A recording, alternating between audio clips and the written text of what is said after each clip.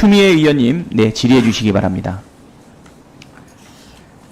인권위원장님이나 예. 우리 인권위원님들 의견에 대해서는 인권위가 뭘 하는 데인지 우선 의문을 많이 들게 하고 있습니다. 마치 이 자리에서 인권위원장님이나 상임위원님들께서 우리들의 법적 경력이 도대체 몇 년인데 이런 오만 법 해석에 대한 편견을 여지없이 자랑삼아 드러내고 계십니다.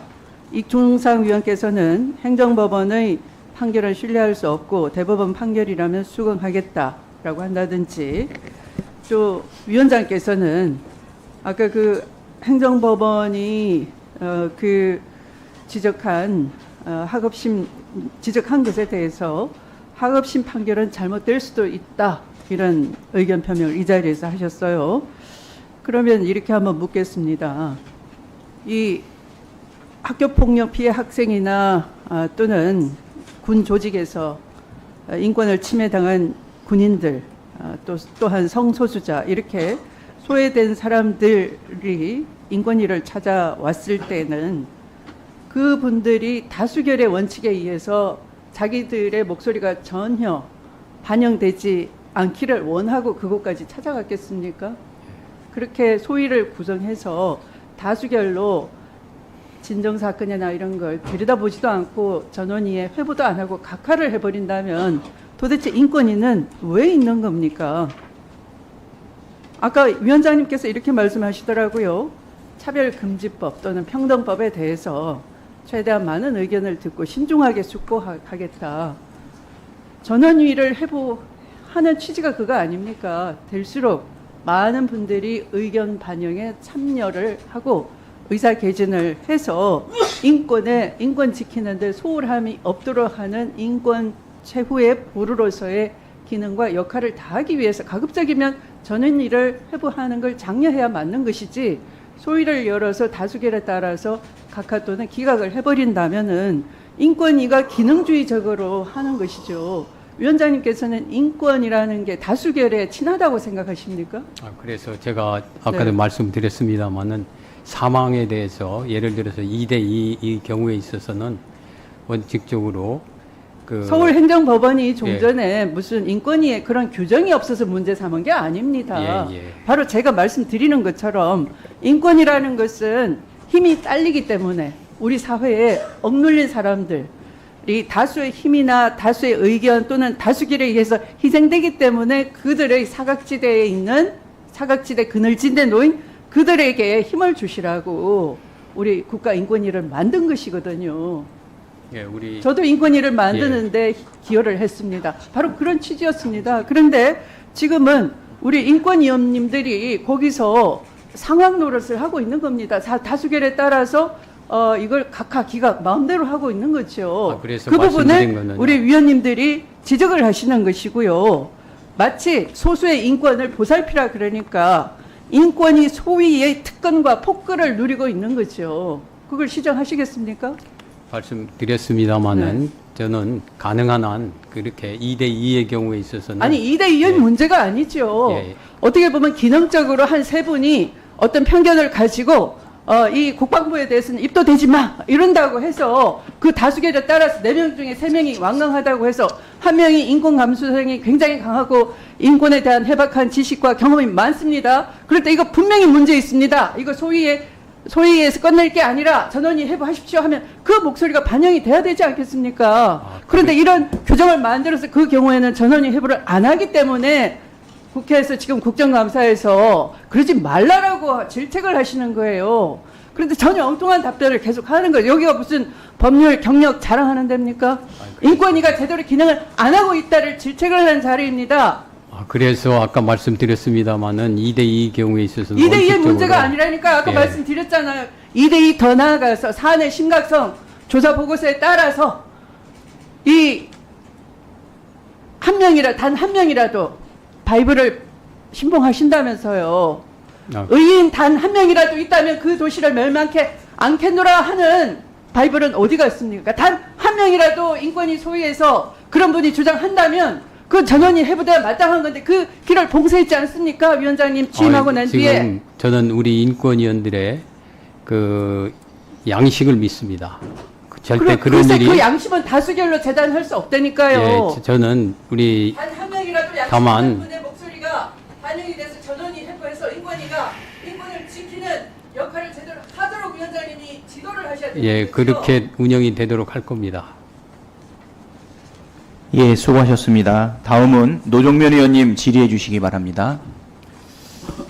지금 국민들께서 우리 인권위원장님의 그 누군가를 신뢰한다는 말씀을 원론적으로는 참 안정감 있게 들을지 몰라도 지금 이미 드러나 있는 여러 위원님들의 언행을 통해서 국민들께서 우려를 하고 있는데 그러시니까 지금 상황에는 좀 안 맞지 않나 이런 생각을 해봅니다.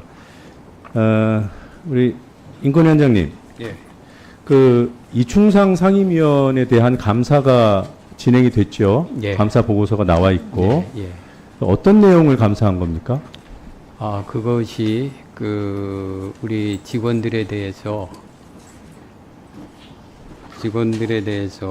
그 과연 뭐라고 합니까? 가혹행. 죄송합니다. 답변 좀 잠깐 저 시간 뭐라고 잠깐만요. 해야 좀 네, 시간 잠깐만 좀 세워주십시오. 네, 네. 직장 괴롭힘. 이게 저 예, 저희가 이게 모든 의원들이 다 겪는 애로점인데 이게 제한된 시간 속에서 질의응답을 하다 보면은 답하시는 분들은 답변 기회가 없다고 굉장히 호소를 하시고 그게 이해가 되잖아요. 근데 지금 정해진 규칙에 따라서 하는 거는 할 수 없이 의원이 주도해서 질문을 하고 요구할 때 간단하게 답을 하도록 할 수밖에 없습니다. 그거를 우리 증인들이 이해를 못 하시고 하니까 계속 갈등이 빚어지는 것 같아요. 거기에 네. 대해서 주의 한개를 한 번만 더 시켜주시기 바랍니다. 예, 우리 인권위원장님을 비롯해서 우리 상임위원님들 지금 5분이라고 하는 굉장히 짧은 시간 동안에 예, 우리 운영위원들이 질문을 하고 있는 것 아니겠습니까? 그래서 되도록이면 주도권을 가지고 질의자들이 질문을 하고 거기에 대해서 아주 간략하게만 답변을 주시면 정해진 시간이 다 소요됐을 때 추가적으로 답변할 수 있는 기회를 예, 제가 드리도록 하겠습니다. 예, 그렇게 주의해서 진행해 주시기 바랍니다. 네, 불필요한 오해가 없었으면 하는 마음에서 이런 시간을 만들어 봤고요. 위원장님, 그냥 제가 말씀드릴게요. 그 이충상 상임위원회 언행과 관련해서 그 피해를 주장하시는 분들이 계셨고 거기에 대해서 감사를 진행했습니다. 그 감사 결과 어떻게 나왔습니까? 문제가 없다고 나왔나요? 일단 뭐 직장 내 괴롭힘은 아니라고 했고요. 네. 다만 뭐 부적절하다. 네. 뭐 이런 식으로 네, 부적절한 행위였다, 언행이었다. 예, 그렇게 네. 제가 볼 때는 그 특정인에 대해서 정치 성향을 재단하고 공격적인 발언을 했고요. 좌파우는. 그리고 또 인사와 관련된 말을 하면서 협박으로 들릴 수 있는 얘기들을 했습니다. 그 부분도 확인하셨죠? 보고서를 통해서. 뭐 확인을 했습니다만은 네, 그리고 부적절하다, 좀 다른 매우 부적절하다는 규정이 나왔고, 그리고 그게 일반 직원들이었으면 징계 대상이었다라는 점도 보고서에 적시됐죠. 보고서에 적시되어 있습니다. 예, 물론 제가 정무직이기 그 때문에 부분이- 징계 대상은 예, 아니고요. 예. 네. 남규선 상임위원님, 네. 네, 그 감사 반장을 맡으셨어요. 맞습니까? 네. 네. 감사하시면서 그 매우 부적절하다는 판단을 내린 것으로 보고서에는 돼 있던데 적절한 판단이었습니까? 아니 무리하다는 평가는 없습니까? 위원님 죄송합니다만은 제가 취지를 잘 이해를 못했습니다. 아니 그러니까 이충상 위원의 언행이 감사 대상이 됐던 언행이 매우 부적절하다고 보고서에 돼 있던데 그 적절한 평가였는지 여쭤보는 거예요. 답변 안 하셔도 돼요. 적절한 평가라고 생각합니다. 징계 대상입니까? 징계 대상은 규정상 되지 못하고 그러니까 행위가 징계 대상이 아닌 것이 아니라 피감 대상이었던 이 위원회 지금 직위가 정무직은 징계 대상이 아니어서 아닌 거죠? 네 그렇습니다. 네. 이충상 위원께 여쭤볼게요. 혹시 이 감사 결과에 대해서 뭐 인정하시나요? 아닙니다. 공식 감사 결론인데 인정을 안 하세요? 예. 그럼 당사자에 대한 사과도 전혀 할 의향이 없고요. 당사자들이 크게 잘못했습니다. 네, 그럼 알았습니다. 허위문서 네. 작성죄미 동행사죄를 아니 지금 내용을 구체적으로 언급하지 않으려고 이렇게 수박 겉핥식으로 묻는 거예요. 이 취지를 모르시겠어요? 인권위 상임위원이 그걸 이 자리에서 구체적으로 말하라고 합니까? 비공개 자리에서 한번 따져볼까요, 그러면? 그 정도의 감수성도 없는 사람이 무슨 상임위원이에요? 제가 사람을 지금 특별히 질문하는 사람이 구체적인 내용을 가리기 위해서 이렇게 질문하는데 그 취지도 모르고 본인 변명하려고 구체적인 사안을 말하려고 해요? 예, 저는 안창호 잘못을 위원장님 답변하지 마세요. 위원장님. 예. 근데 이 보고서를 왜 공개 안 하십니까? 이 피해자들의 이름도 구체적으로 적시가 돼 있고, 네, 피해자 보호를 위해서. 그렇죠? 네, 피해자 보호 거기까지는 또- 이해가 됩니다. 제가 조금 전에 또 강조해서 말씀드렸고. 예. 감사원에서 감사 보고서 낼 때 요약 보고서 내죠. 그거는 누구에게 어떤 문제가 있는지를 알리는 취지예요. 근데 왜 그 정도도 안 하십니까? 그러니까 이거 비호한다는 그런 오해를 받지 않습니까? 나아가서 의원실에서 다수의 의원실에서 이 보고서를 제출하라고 하는데 위원회 의결로 자료 제출을 요구하는데 왜 법 규정이 명백함에도 불구하고 제출을 안 하십니까? 예, 그 부분에 대해서는 그것도 피해자 보호예요. 예. 그런 것들 가리고 제출하면 되잖아요. 그래서 가해자를 보호한 거죠. 그건 아닙니다. 근데 열람을 왜 시켰어요? 그거는 그 다른 부분을 열람시킨 게 아니라요. 그 제일 누구에 대한 열람을 말씀하시는 겁니까? 그 보고서 열람을 시켰잖아요. 누구한테요? 비공개로라도 제출하라고 했더니 예. 제출은 안 되고 보기만 하십시오. 그래서 예. 하도 궁금해서 보기는 했습니다. 예.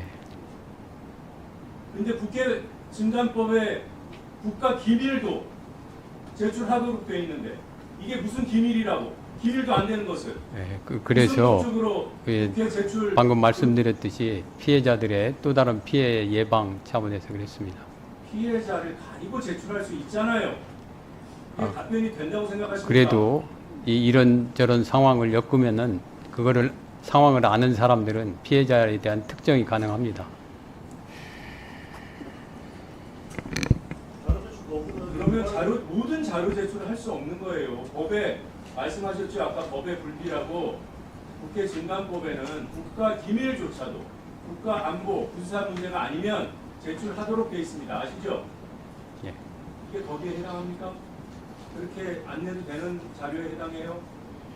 감사 보고서는 인권위 공문서 아닙니까? 이상입니다. 예, 노정면 의원님 수고하셨습니다. 예, 의사진행 발언 2분 드리겠습니다. 짧게 하겠습니다. 안창호 위원장님은 지금 그 자료가 국가안보와 관련된 내용이 아니다. 그리고 국회 증감법상 제출해야 되는 내용인 것을 인지하고 있습니다.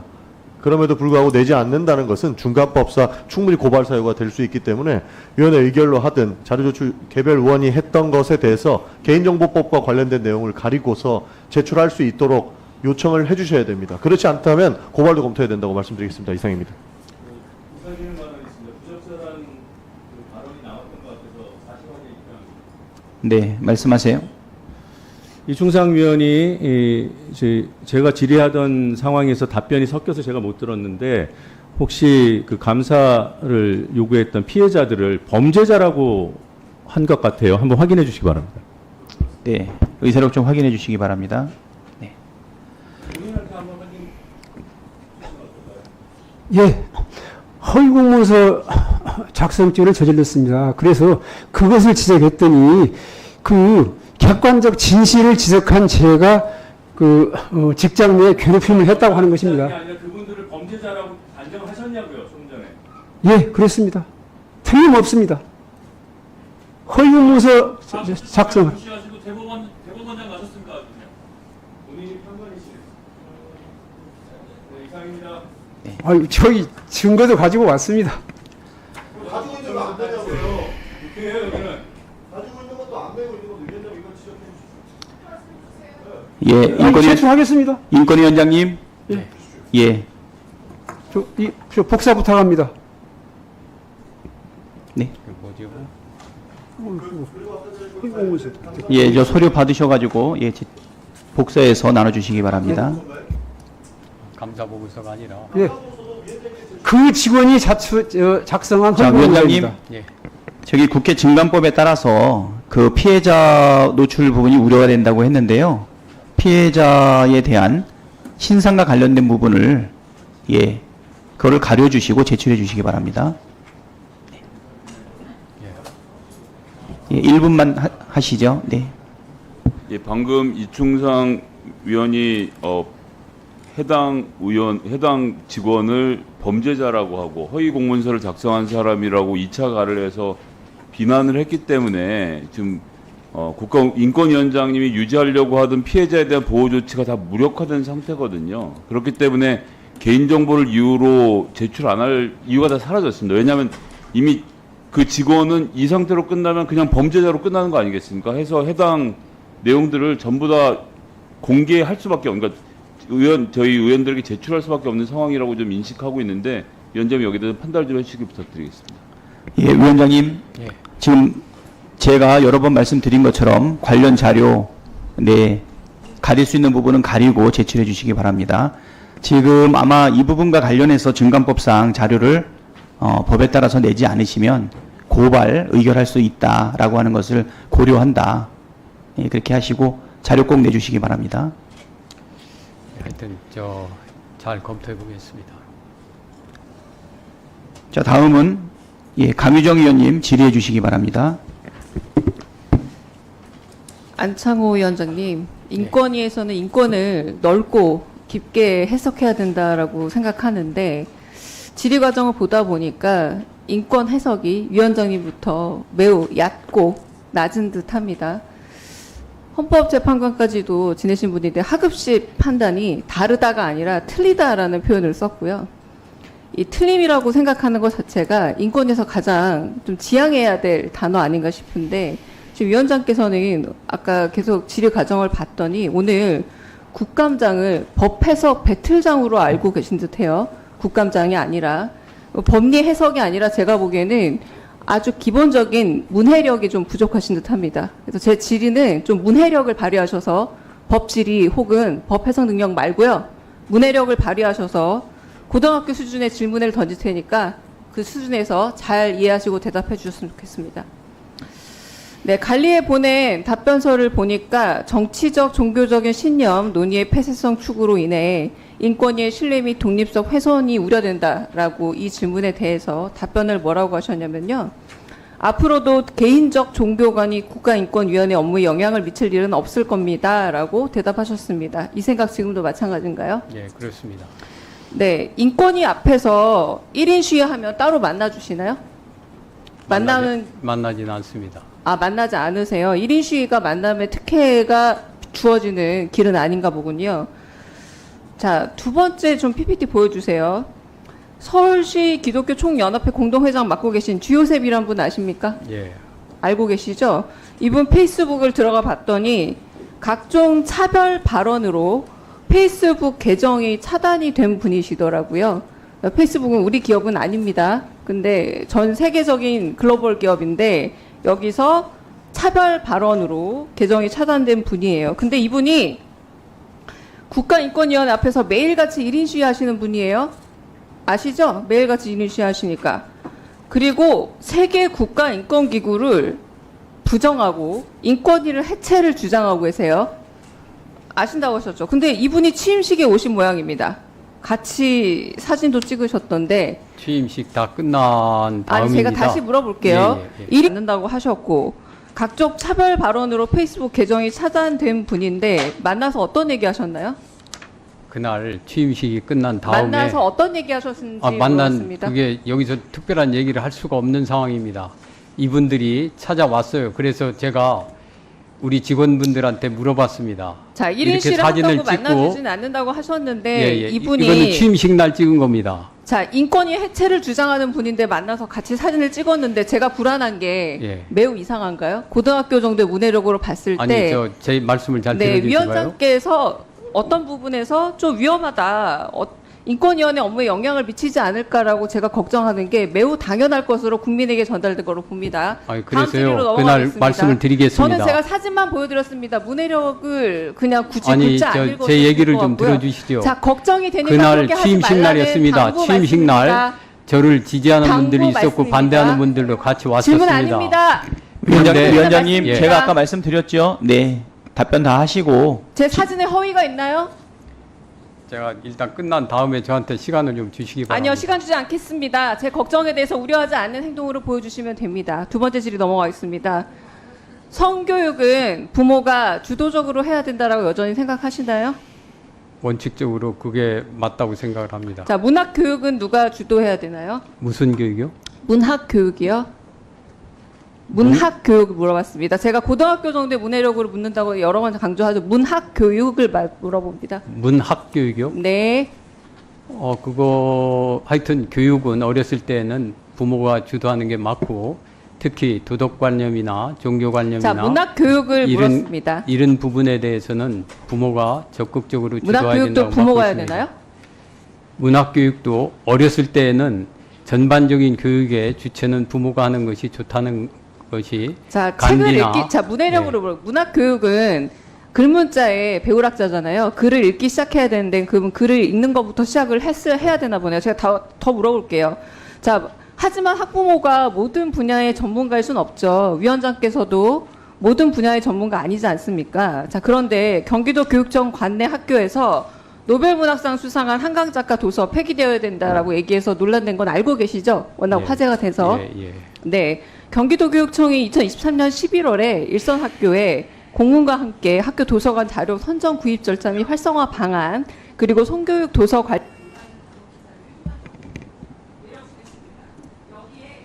1분만 더 주십시오. 한강 작가의 채식주의자를 포함해서 1712종 책이 폐기되어서 열람 제한됐습니다.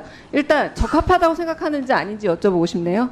예, 뭐라고요? 적합하다고 생각하는지 아닌지 여쭤보고 뭐가 싶네요. 적합하다는 겁니까? 잠깐만 시간 멈춰 주십시오. 제가 질의를 지금까지 했고요. 채식주의자를 포함한 1712종의 책이 폐기되거나 열람 제한이 됐는데, 네. 지금 못 제가 알아들었다고 질의를 다 하니까. 했는데 못 알아들었다고 얘기를 하시지 않습니까? 예. 네. 아니 아까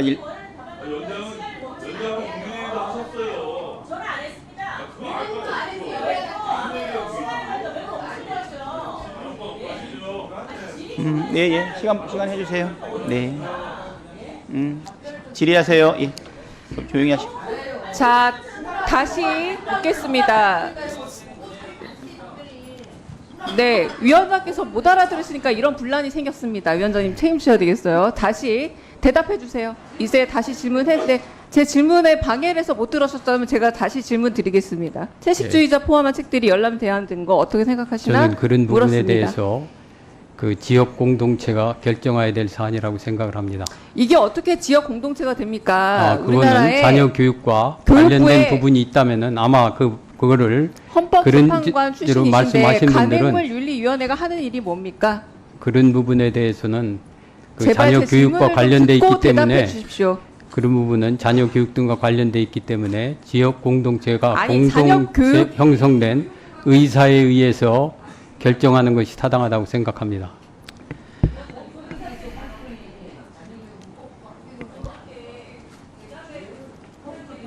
예. 가까이 저기 아까 1분 더 원하는 의원들 제가 넉넉하게 드렸고요. 예, 그거 가지고는 말씀하지 마시고. 예, 그러면 강민정 의원님 아까 다음 순서 때 예. 강 의사 진행 발언해 의원께서 주시고요. 위원장님, 아까 강 의원께서 저 사진 관련돼서 그 해적을 답변을 드리겠습니다.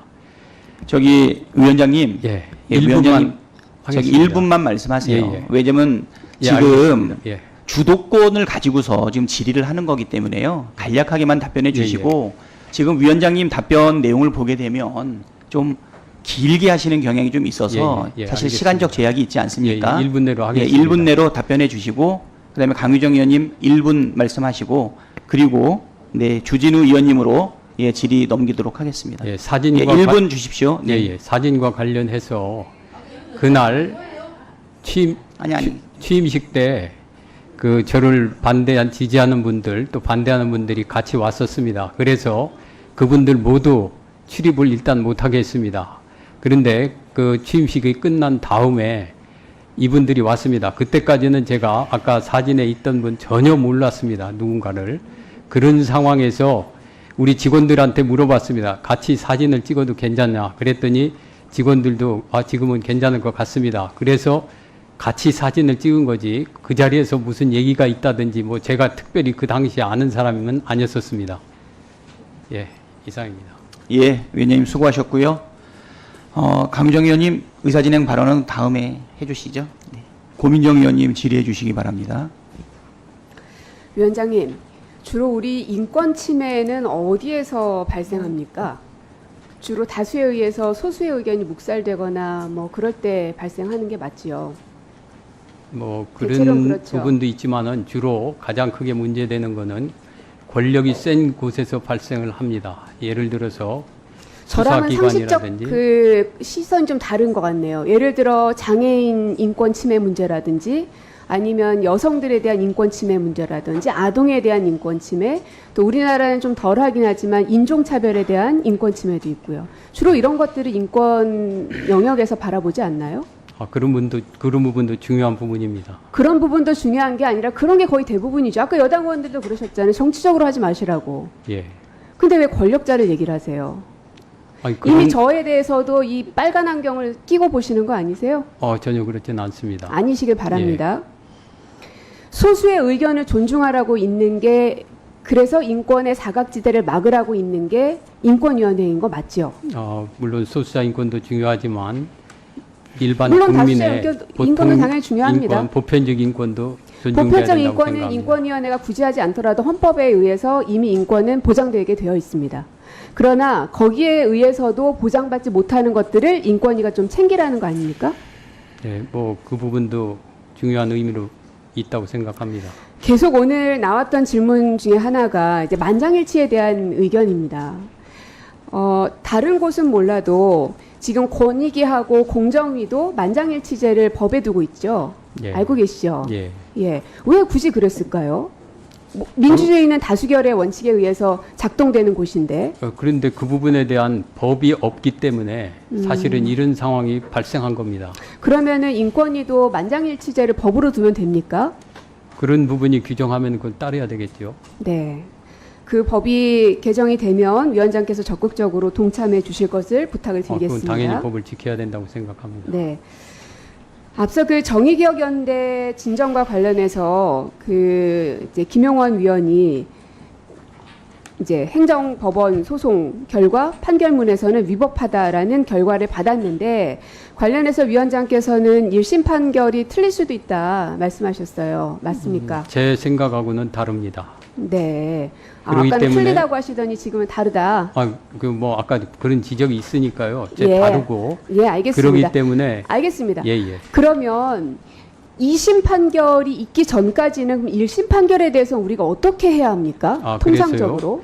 이 판결은 확정이 됐기 이 때문에 판결을 말하는 게 아닙니다. 예. 통상적으로 우리가 많은 사건들을 겪는데, 저희는 우리 국회의원뿐만 아니라 모든 국민들은 어쨌든 법원의 판단이 나오면 그게 나한테 유리하든 불리하든 상관하지 않고 일단은 존중한다라는 걸 기본으로 깔고 물론 가거든요. 존중하기 때문에 저희가 근데 아까는 존중하는 뉘앙스가 기각이 아니셨어요. 취소된 것에 대해서는 저희가 다른 소위에서 지금 조사와 그게 이루어지고 있습니다. 뭐 어쨌든 행정법원의 판결은 존중하긴 한다는 거죠. 그 자체는 존중하지만 절차에 대해서 그 내용에 대해서는 제 그 생각과 얘기는 다르고 다른 판결이 그런 또 얘기- 나올 수도 있지 않겠느냐, 이런 문제 제기이신 것 같아요. 맞죠? 그렇습니다. 예. 그 비슷한 사례가 지금 박정훈 대령 긴급구제와 관련된 게 또 올라가 있죠.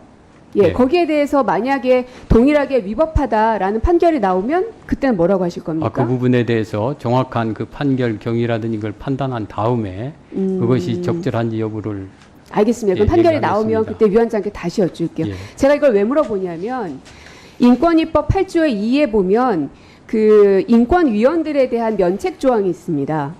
그러니까 고의 또는 과실이 없으면 민형사상의 책임을 지지 아니한다고 돼 있어요. 그래서 김용원 위원이 위법한 범법자로 행정법원으로부터 판결을 받기는 했지만, 고의 또는 과실이 있느냐 없느냐 이 부분도 좀 따져봐야 된다고 생각해요. 그러나 만약에 2번 연속해서 똑같은 행위가 위법으로 판단된다면 이건 고의로 봐도 되는 거 아닌가요?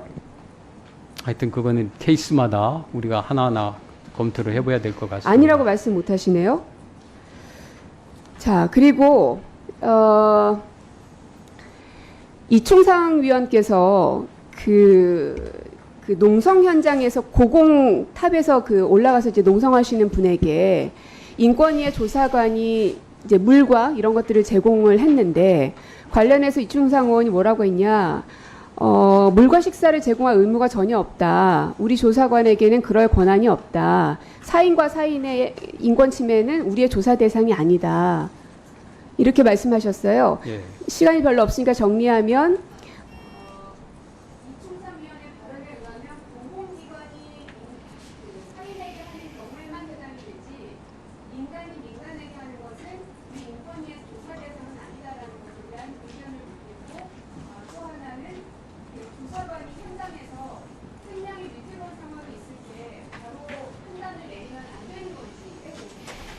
인권이 지금 사건을 어떻게 돼 조사 대상은요.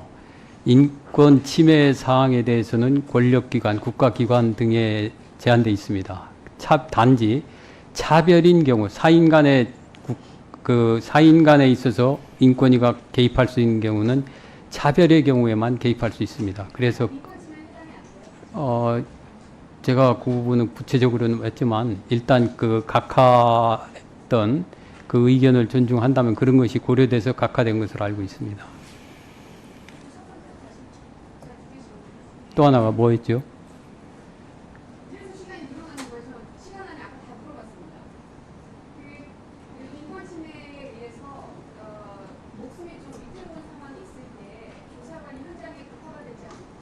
예.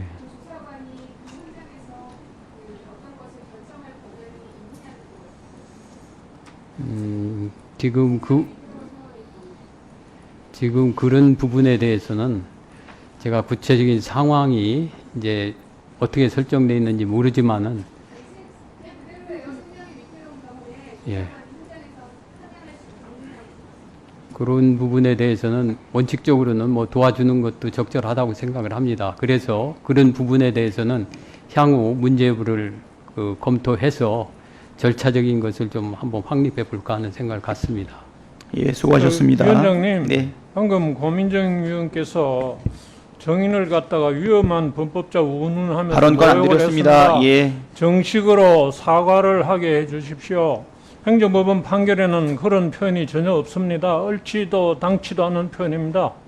위험한 범법자라는 무슨 말씀을 그렇게 하십니까? 무슨 근거로 그런 말씀을 하세요? 위험한 범법자라니. 김용원 의원님. 그거 잘못된 거죠. 김용원 의원님.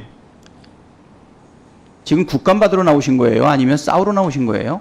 아니 정인을 갖다가 뭐 위험한 범법자라고 그런 표현으로 모욕을 할 수가 있습니까? 자신들은 범법자라고 들으면 안 되고 아까 이충상 의원이 뭐라 그랬습니까? 그래서 제가 일부러 그 단어를 일부러 쓴 겁니다. 왜 다른 사람이 한 말을 저한테 갖다가 하십니까? 제가 그러지 않았지 않습니까?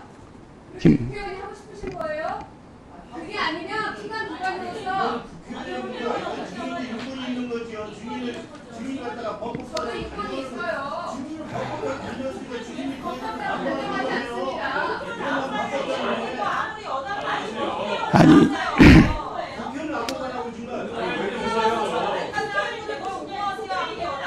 다음은 존경하는 천하람 의원님. 네, 의사진행 발언 어떻게 2분 1분? 네, 2분 하고 하겠습니다. 네. 예, 제가 오전에 이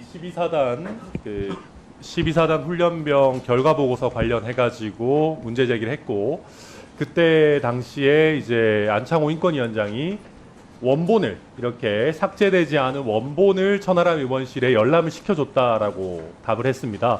그런데 제가 확인해 본 결과 저희 천하람 의원실에 그 누구도 원본을 열람한 사실이 없었습니다. 그래서 오전에 명확하게 안창호 위원장은 위증을 했고 그 부분에 대해서 저희 의원실에서 문제 제기를 하니까 2시 5분에 저희 의원실에 인권위 직원이 찾아와서 원본을 그제서야 열람을 시켜줬습니다. 그래서 최종적으로 열람이 되긴 했지만 오전에 안창호 인권위원장이 위증을 한 부분에 대해서는 우리가 적절하게 문제 제기를 하고 최소한 안창호 위원장의 사과를 받고 계속 우리가 국정감사를 진행해야 되지 않을까 싶습니다. 위원장 적절하게 조치 부탁드리겠습니다. 네. 저는 우리 직원들로부터 그런 보고를 받고 열람했다는 보고를 받고 답변을 한 겁니다. 결과적으로 이런 현상이 발생한 거에 대해서는 송구스럽게 생각합니다.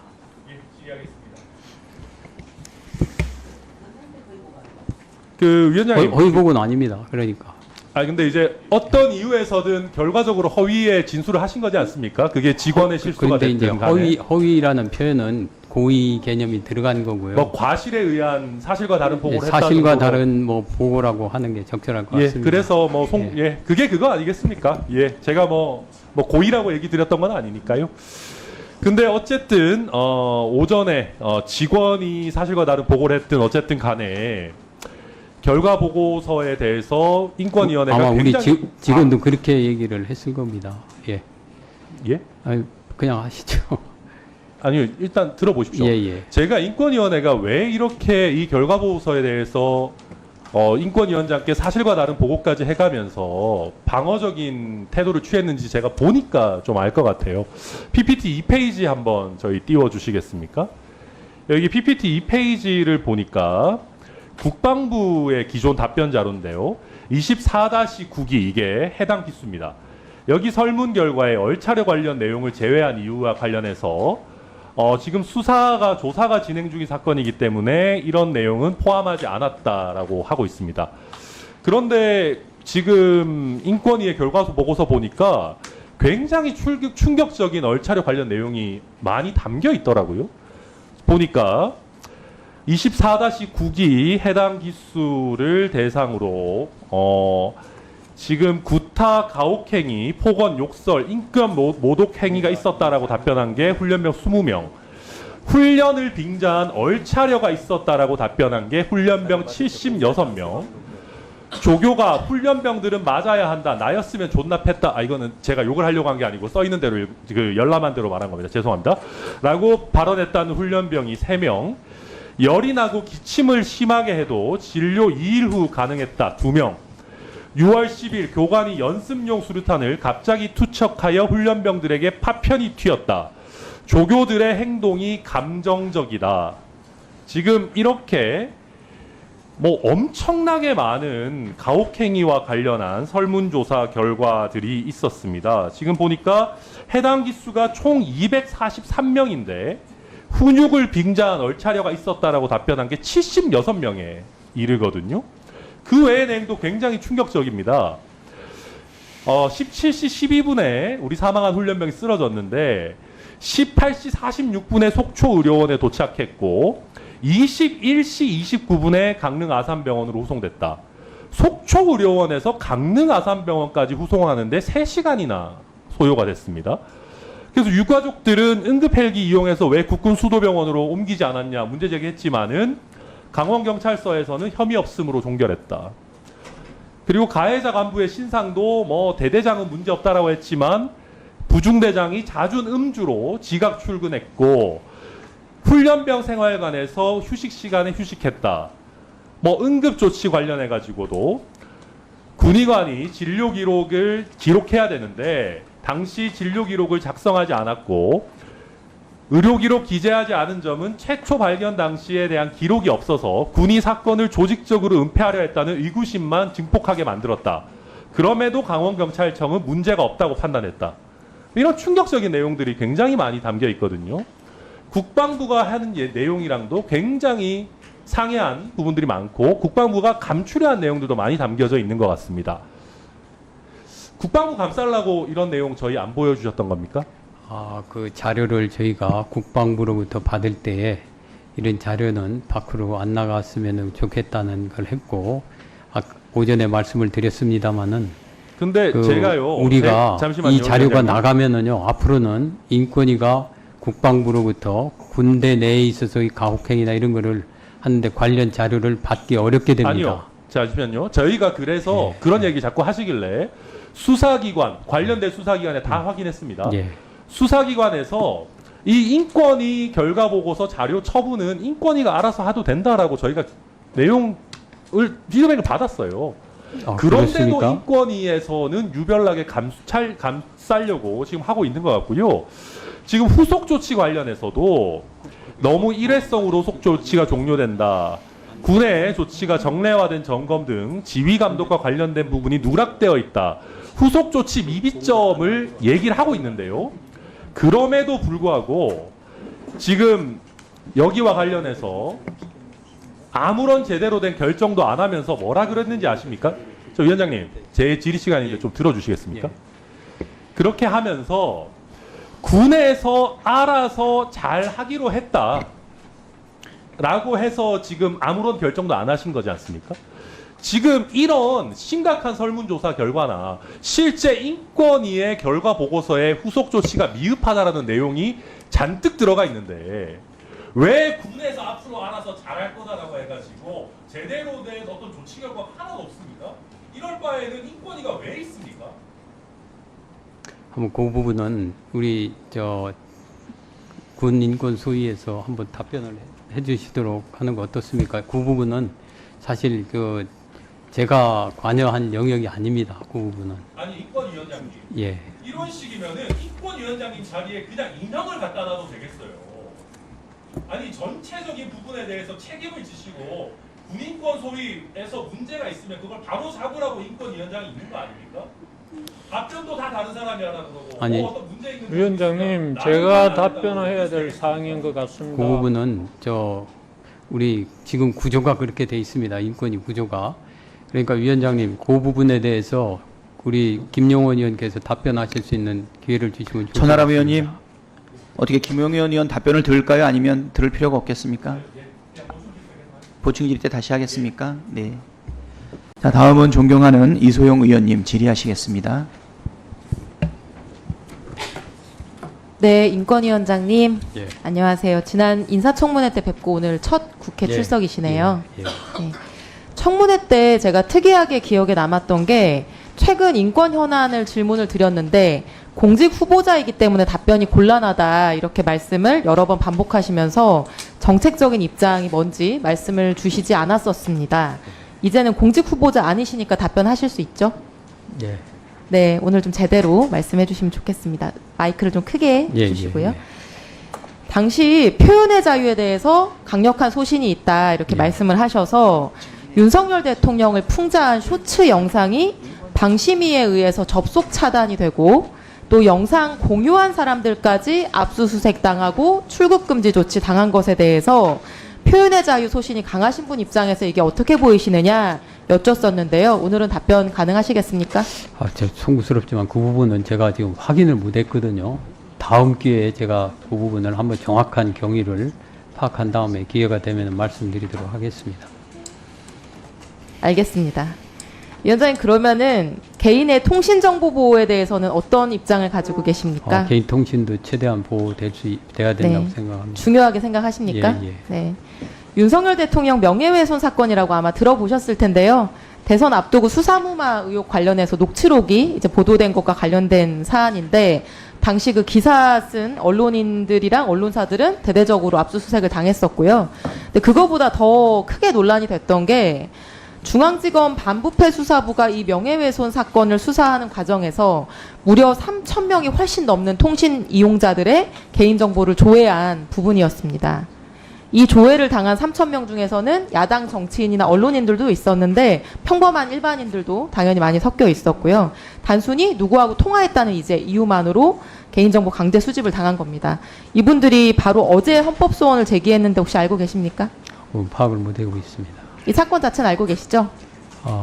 그 구체적으로는 사실 아까도 말씀드렸습니다만은 지금 2달 가까이 또 중간에 여러 가지 이제 뭐 추석이다 이런 연휴 등을 빼고 또 해외 출장 등을 빼면은 그리고 우리 그 인권위의 상임위원회라든지 전원위원회가 돌아가게 정상적으로 운영하는 데만도 그래서 시간이 너무 모른다는 걸렸거든요. 말씀이세요? 구체적인 사건에 대해서는 사실 아직까지 제가 완벽하게 그거를 파악하고 있다고 그렇게 말씀을 못 드리고 위원장님이 있습니다. 인권위원장 되시려고 하시던 상황, 준비하고 계시던 상황에서 인권위원회가 위원장 명의로 성명까지 발표한 사건이었는데 전혀 관심이 없으신가 보네요. 아니 그렇지는 않습니다. 지금 아니, 개개 사건에 공직 대해서 후보자일 당시에는 예. 공직 후보자여서 답변이 어렵다고 하시고 인권위원장님이 되시고 나서는 내용을 잘 몰라서 답변을 못한다고 하시고 이게 도저히 국회가 그런 뭘 차원이 물어볼 수가 아니라요. 없는데요. 그 구체적인 경위나 이런 것을 네, 좀 자 파악을 그러면은 해서 위원장님 예. 제가 질문한 사실관계와 내용을 기반으로 해서 의견을 말씀해 주시면 되겠습니다. 예. 이런 광범위한 강제 정보 수집으로 개인정보 자기결정권, 사생활의 비밀, 통신 비밀이 과도하게 침해한다는 이유로 헌법소원을 제기했고요.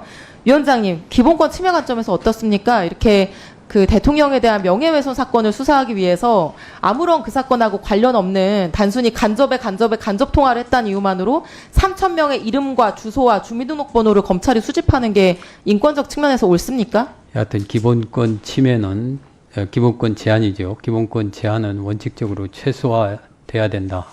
그 생각은 네, 이 변함이 사안에서 없습니다. 침해의 최소성 지켜졌다고 보십니까? 구체적인 케이스와 구체적인 내용을 모르는 현재 상황에서는 그 부분은 다음에 기회가 되면 말씀드리도록 하겠습니다. 네, 민감하게 보시는 게 좋겠습니다. 슬라이드 보여주시면 위원장님 취임하시기 전에 올해 8월에 인권위원회는 이 사건에 대해서 인권위원장 명의로 성명을 발표했었습니다. 수사기관이 특정 사건에 대해서만 3,000명에 달하는 통신정보 조회 한계, 통신 사찰, 언론 감시 이런 비판 나오기 때문에 주목하고 우려한다는 내용입니다.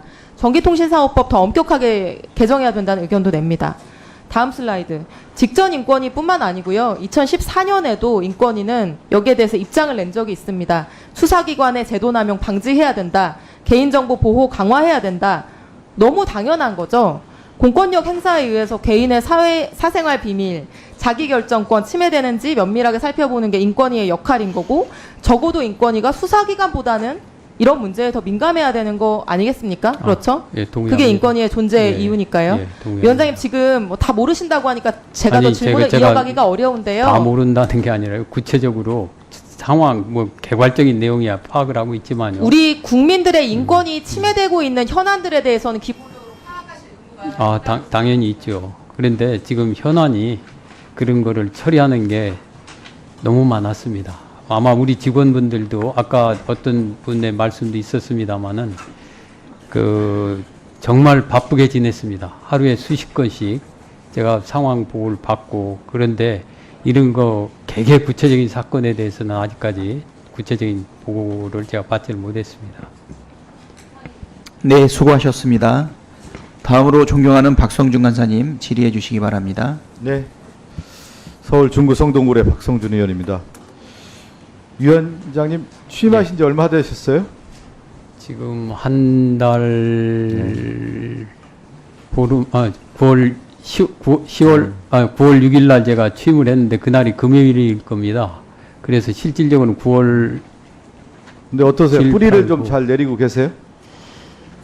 나름대로 예. 아까 그 사실은 전원위원회도 제대로 작동을 못했고요. 네네. 상임위원회도 제대로 작동을 못한 상태였습니다. 이런 부분을 지금 하나하나 지금 해결해 나가고 있는 중입니다. 그렇죠. 그 40년 법조 경력에 우리 안창호 위원장님의 세평은 참 인품이 훌륭하고 덕망이 좋으시다 이렇게들 얘기하시는데, 그 세평에 의해서 인권위원장이 저는 되셨다고 봐요. 근데 네. 지금 인권위원회 현실을 보면 해결해야 될 일이 한두 가지가 아닌 것 같습니다. 예, 저도 동의합니다. 그렇죠. 예. 근데 가장 근본적 원인이 어디 있다고 보세요? 하여튼 근데 사람을 잘 써야 되는 거예요, 예, 위원장님. 맞습니다. 그동안에 일 많이 해보셨겠지만 위원장님 비친하기 위해서는 주변 사람들이, 인권위원회 역할 중에 하나가 주변 사람들 아니면 우리나라 국가 폭력에 의해서 억울함을 당했던 사람들의 억울함을 풀어주는 일 아니겠습니까? 예. 근데 국가인권위원회 지금 안창호 위원장이 옆에 있는 좌용원, 우충상 이 두 분이 국가인권위원회를 명예를 좀 실추시키고 있다라는 게 중론입니다. 중론. 그래서 저는 위원장님이 정말 사람을 잘 썼으면 좋겠고, 그 가운데 이 두 분이 어떤 역할을 해야 되는지를 좀 잘 인도를 해줬으면 좋겠습니다. 그렇게 생각 안 하세요? 우리나라 국가인권위원회 발생한 이후에 직장 내 괴롭힘이라는 이름으로 인권위원이 저렇게 휘말리거나, 아니면 인권위원이 인권단체를 소송을 하거나 이런 사례가 있었습니까? 보통 인권위원은 우리 사회에 명예로운 분이고 인권의 최후의 보루라고 하는, 어떻게 보면 존경받는 분이었단 말이에요. 지금 인권위원회가, 저는 안창호 위원장 걱정돼서 그래요. 마지막 공직자로서의 인생을 살겠다고 말씀하셨는데 이대로 더 가지고는 인권위원회가 더 추락할 것 같습니다. 오늘 질의하는 내용들을 보고 지금 이충상 의원이나 김영원 의원 봤을 때는 앞으로 인권위원회 험난하다. 저 안창호 의원이 걱정돼서 그래요. 이 두 분 어떻게 하실 겁니까? 하여튼 우리 공직자로서 예. 자세가 돼 있는지 정말 의문이 들고 회의는 잘 되고 있어요? 이 두 분하고요? 두 분만 하고 회의합니까? 아니, 우리 직원들하고 예. 저는 수시로 대화하고 그 여러 가지 현안에 대해서 다각적으로 제가 직원들 의견도 듣고 그런 가면서 지내고 있습니다. 그 이충상 의원님 앞에 어떤 직장 내 괴롭힘에 대한 얘기를 하는데 직장 내 괴롭힘으로 이러한 문제에 인권위원이 그것도 상임위원이 얽혀 있다라고 하는 것은 스스로 문제가 있다라는 것을 자인하는 거예요. 정확하게 좀 알고 계십시오. 그런 일이 어디 있습니까? 우리나라 인권위원 중에. 그리고 김영현 의원님 말씀 많으신데 안창호 위원장님 좀 말씀해 주세요. 최해병 사건과 관련해서 군인권센터에 소송을 했죠. 우리 김영원 의원이요. 알고 계셨습니까? 예, 알고 있습니다. 패소했습니까? 그런 걸로 알고 있습니다. 네, 한번 말씀해 주세요. 국가인권위원회 생긴 이후에 이 상임위원이 인권단체 소송하거나 이 소송에 휘말리거나 아직도 검사입니까? 인권위원이? 그것도 상임위원이 검사예요? 자기에게 뭔가 좀 손해 끼치거나 뭔가 마음에 드는 얘기 안 했다고 소송하고 저에게 답변할 아니 기회를 주시기 답변할 바랍니다. 기회가 아니라 인권위원장으로 한번 말씀. 이런 것 자체가 당사자는 국가인권위원회를 본인입니다. 망치는 거 아닙니까? 그것도 패소했어요, 패소. 1심 판결일 뿐입니다. 이 위원장님 말씀해서 그러니까 이러한 것들이 저는 말씀드리는 거예요. 안창호 위원장님 제가 앞서 얘기했잖아요. 법적 영역에 다 얘기 들어보면 정말 훌륭한 분이라고 하는 거예요. 저는 이 공직 생활을 마지막에 하기 위해서는 제대로 국가인권위가 작동되기 위해서는 옆에 계신 우충상, 좌용원 잘 쓰셔야 될 것 같습니다.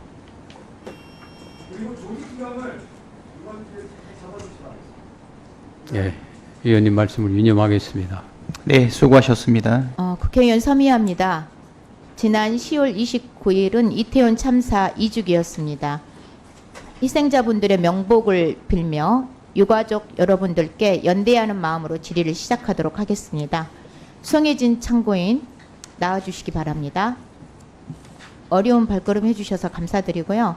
간단히 자기소개를 좀 해주시기 바랍니다. 네, 안녕하세요. 저희 아이는 이태원 참사 당시엔 인파에 갇혀 있었다가 무사히 구조가 되었습니다. 하지만 참사 현장에서 두 친구를 잃게 되었고 이후에 희생자나 피해자들을 향한 2차 가해로 괴로워하다가 참사 43일 만에 스스로 생을 마감하게 되었습니다. 이태원 참사 희생자 159번째 이재현 학생의 엄마 송혜진입니다.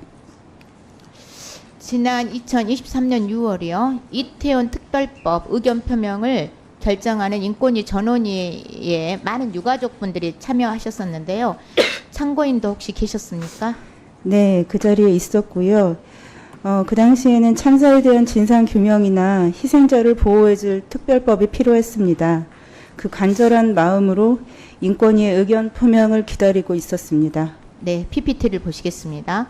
그날 이충상 의원께서요. 이태원 참사 피해자들이 놀다가 죽었다는 막말을 했습니다. 당시 참고인 심정이 어떠셨습니까? 네, 화면에 보이는 그대로입니다. 이충상 의원은 회의가 시작되자마자 이태원 특별법 제정을 반대하는 문건을 배포했었습니다. 그리고 피해자들이 몰주의해서 스스로 너무 많이 모였다가 난 사고이다. 피해자의 권리를 명시하는 특별법은 없다. 참사의 원인이 피해자에게 있다는 2차 가해성 발언을 시작하셨습니다.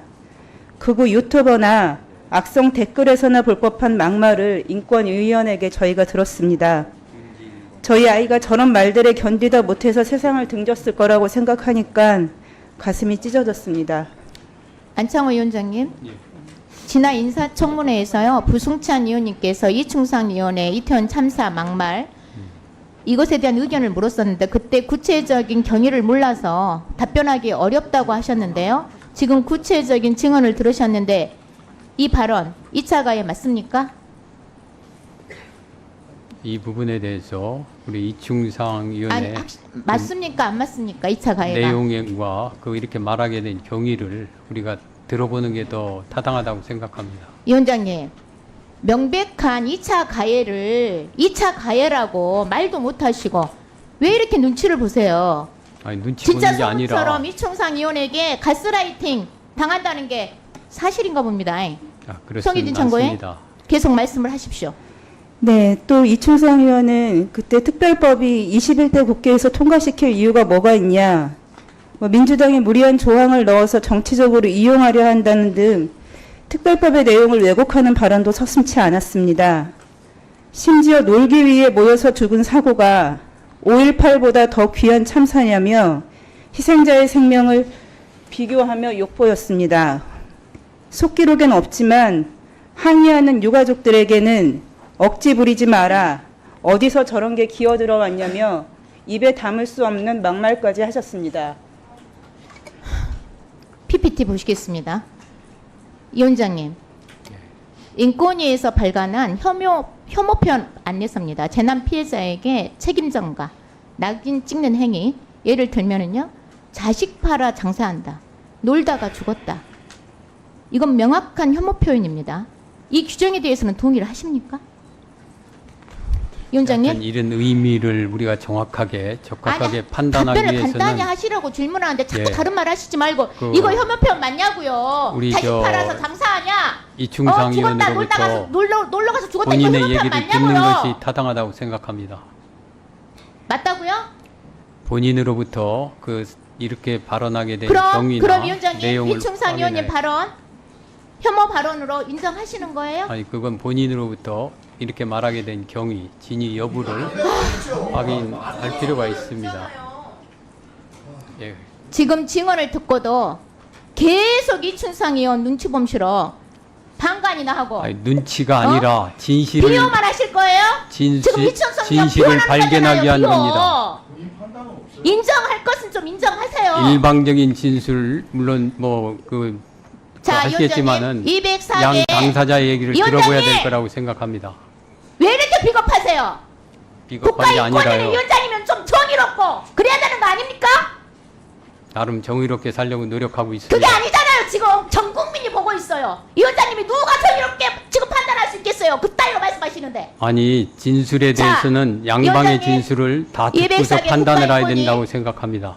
204개의 인권단체가요, 국가인권위원회 정상화를 우려하면서 간이의 특별심사 요청했습니다. 다음 PPT 보시겠습니다. 특별심사에서도요, 이충상 의원님, 피해자 존중이 결여됐다 지적합니다. 다음 PPT 보시겠습니다. 이충상 의원님, 한번 읽어보십시오. 이 PPT죠. 이충상 의원님이 크게 좀 읽으세요. 속도 내서. 못 읽겠어요? 창피하십니까? 축제를 즐기기 위해 모였다가 발생한 이태원 참사에 대한 이태원 특별법은 특별한 사정이 있다고 보기 어렵다. 개별 사건 법률을 제정해야 할 특별한 사정이 있다고 볼 수 없다는 것입니다. 5.18은 개별 사건 법률은 위헌으로 강하게 수용된다는 헌법적 판례가 있는데 5.18은 특별한 사정이 있어서 위헌이 아니지만 이충상 의원님, 이것을 국제기구의 해명이라고 하신 겁니까? 그럼요. 더한 것과 덜한 것이 무슨 더한 것과 더 귀한 것이 뭔 차이가 있습니까? 제가 더한이라고 썼는데 이충상 의원님, 현장에서 그 귀라는 한 글자를 잘못 발음한 것 뿐입니다. 대한민국 인권에서 국제적 망신을 산 거예요. 우스꽝스러운 줄 아세요?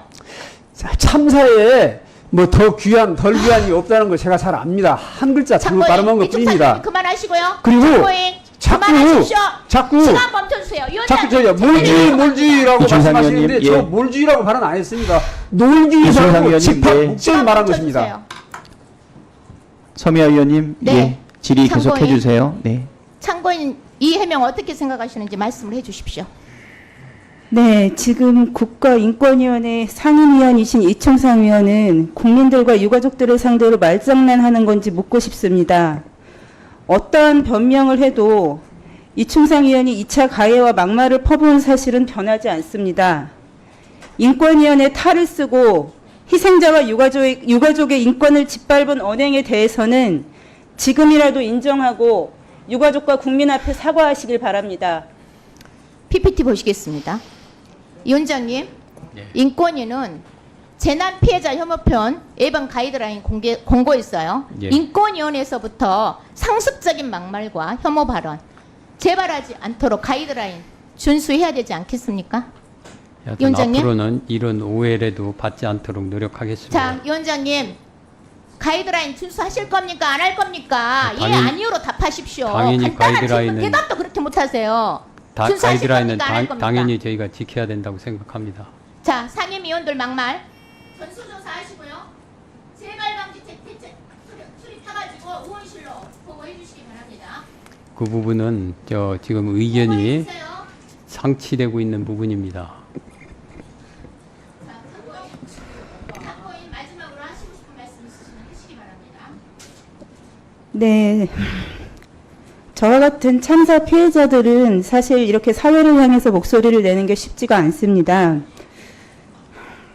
더군다나 아이를 이렇게 허망하게 떠난 보낸 부모로서 아이에 대한 미안함이나 그리움을 갖고서는 이 하루하루를 살아내야 된다는 것만으로도 힘에 많이 부칩니다. 이런 저희들을 향해서 이충상 의원이 한 2차 가해성 발언들은 저희를 더욱 위축되게 만들고 사회로부터 더욱 고립시키게 만듭니다. 약자와 소수자의 인권 보장을 위해서 힘써야 하는 인권위원이 희생자를 향해서 2차 가해성 발언을 한다는 것은 결코 있어서는 안 되는 일임을 국민들과 의원님들께 꼭 말씀드리고 싶습니다. 인권위의 역할이 어느 때보다 중요한 시기입니다. 이태원 참사의 진상을 밝혀내고 우리 희생자와 피해자들의 인권을 회복하는 길에 인권위가 할 수 있는 일이 있다면 꼭 해주시길 요청드립니다. 약자와 소수자들을 위한 인권위의 역할 제대로 해주시길 간곡히 당부드립니다. 이충상 위원님 사과해 주시길 바랍니다. 이충상 위원님, 마지막으로 저도 요청합니다. 사과할 의향 있으십니까? 예, 인간적으로 미안합니다. 그 자녀를 이루셨는데 인간적으로는 미안합니다만 제가 국가의 책임을 엄연히 인정했지 징역 금고 5년 이하가 선고될 것이라고 전원위에서 발언했습니다. 제 예상대로 저 금고 3년이 선고됐습니다. 국가의 형사 책임을 인정하는 것은 민사 책임은 물론 더 인정하는 것입니다. 제가 결코 국가 책임을 부정하지 않았습니다. 그런데 희생자들을 모욕하지 않으셨습니까? 모욕은 아닙니다. 그런데 아무튼 예, 인간적으로는 미안합니다. 인간적으로 미안함이 아니라 공개적으로 공식적으로 사과하셔야 됩니다. 위원장님, 김영원 의원님, 이충상 의원님, 우리 참고인 말씀 새겨 들으시기 바랍니다. 최소한의 염치가 좀 있으십시오. 위원장님, 저도 이태원 참사 특별법에 관해서 말씀을 좀 드려요. 꼭 말씀을 드려야 되는 사항이 있습니다. 서미아 의원님 수고하셨습니다. 송혜진 참고인님, 네, 수고하셨습니다. 네. 예, 천하람 의원님 질의해 주시기 바랍니다. 우선 그 고상만 우리 전 국가 군사망 사고 진상규명위원회 사무국장님 앞으로 나오시면 시작하겠습니다. 네. 네. 예. 예. 우선 먼저 안창호 위원장님. 예. 제가 아까 계속 말씀드린 이 12사단 조사 결과 보고서 읽어는 보셨어요? 다 읽어봤습니다. 근데 이거 읽어보셨는데 인권위에서 아무것도 안 하고 군 스스로 개선 노력이 유지되도록 하는 것이 적절하다라고 한 거 그 판단에 인권위원장님은 동의하십니까? 이게 인권위 조직이 소위에서 그렇게 결정을 하면 아니 소위의 결정을 묻는 게 예, 아니고요. 인권위원장님의 판단을 묻는 겁니다. 의견이 어떠냐고. 이게 적절하다고 보시냐고요. 깊이 생각을 안 했습니다만은 그 부분에 대해서 아니요, 저 위원장님. 예. 이게 우리나라의 징병제 국가에서 장병이 징병이 돼서 훈련소에서 가혹행위를 받아서 죽었는데 그 결과 보고서를 보고 대한민국의 인권위원장이라는 분이 심지어 평생 공직자셨고 헌법재판관으로 존경받는 법률가라고 하는 분이 깊이 생각을 안 해보시는 게 말이 됩니까? 아니 이제 그 우리 다른 게 아니라요. 그 이 경위가 그 이제 고소 고발 당해서 수사 중이고 그런 경위에서 시간이 없어서요. 근데 이제 이게 정말 저는 직권조사를 참담합니다. 대신 이걸 했기 어떻게 때문에요. 인권위원장이 깊이 생각을 안 해보실 수가 있다고 아니, 하시는지 그 모르겠고요. 우리 잠시만요. 지금 예, 예. 그 국장님 계시니까요. 우리 고 사무국장님. 예. 이게 워낙 수많은 이제 뭐 최상병 사건, 12사단 훈련병 사건 같이 가혹행위에 군내 네. 가혹행위 있는데 이게 이제 권력으로 인해서 외압이나 은폐가 된 사건들 이런 거 많이 보셨죠? 네. 근데 이렇게 인권위원회가 네. 국방부 이렇게 감싸는 사례 보신 적 있으세요?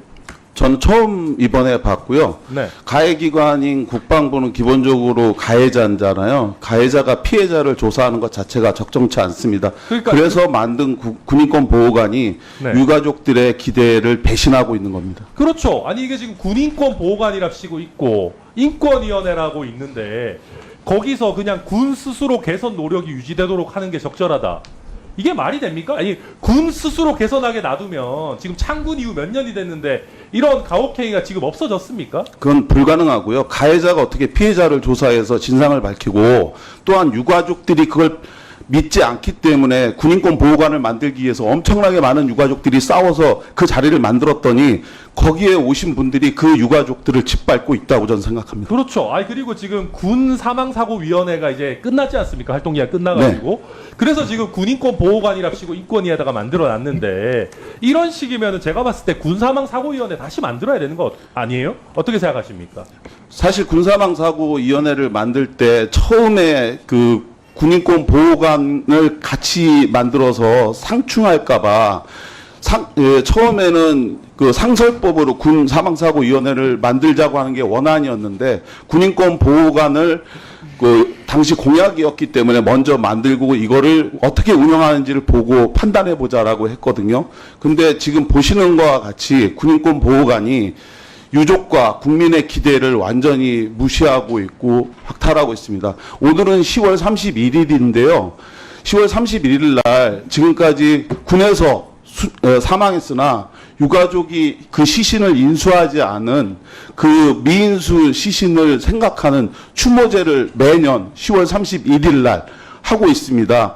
우리 위원회가 문을 닫던 날 땅바닥에 주저앉아서 통곡하던 유가족들이 있습니다. 그분들을 보셨다면 위원회는 해산하면 안 되는데 지금도 38,000명의 군 유족들이 우리 군사망사고위원회를 다시 만들어서 공정하고 객관적인 조사를 해주실 것을 기대하고 있습니다. 고맙습니다.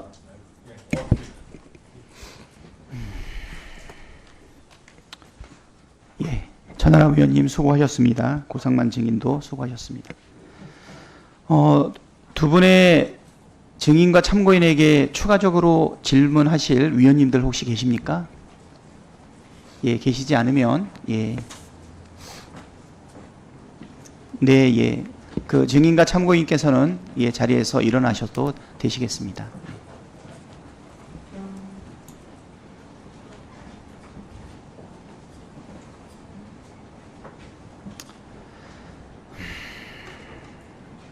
다음으로 존경하는 신장식 위원님 질의해 주시기 바랍니다. 의사진행 확인을 좀 하나 하고 가야 네. 될 것 같은데요. 그래서 이 업무 현황은 어떻게 되는 겁니까? 이거는 철회하고 다시 뭐 업무 현황을 다시 보고를 하시는 건지, 업무 현황과 위원장이 기관장이 다른 의견, 업무 현황의 서면 진술과 기관장의 구두 진술이 일치하지 않습니다. 둘 중에 하나는 그러면 위증 아닙니까? 이거 어떻게 처리하실 건지 위원장님 뭐 어떻게 처리 방안을 좀 마련을 해주십시오. 한번 물어서. 예. 네, 그렇게 하겠습니다. 네, 네, 질의해 주십시오. 예. 아니 안창호 위원장한테 좀 물어봐야 되는 게 아닙니까? 정해 시간에 그러면 좀 확인을 좀 해주십시오. 네, 그렇게 하겠습니다. 예. 서면이나 구두 진술 둘 중에 하나는 위증 아닙니까? 위증은 아니고요.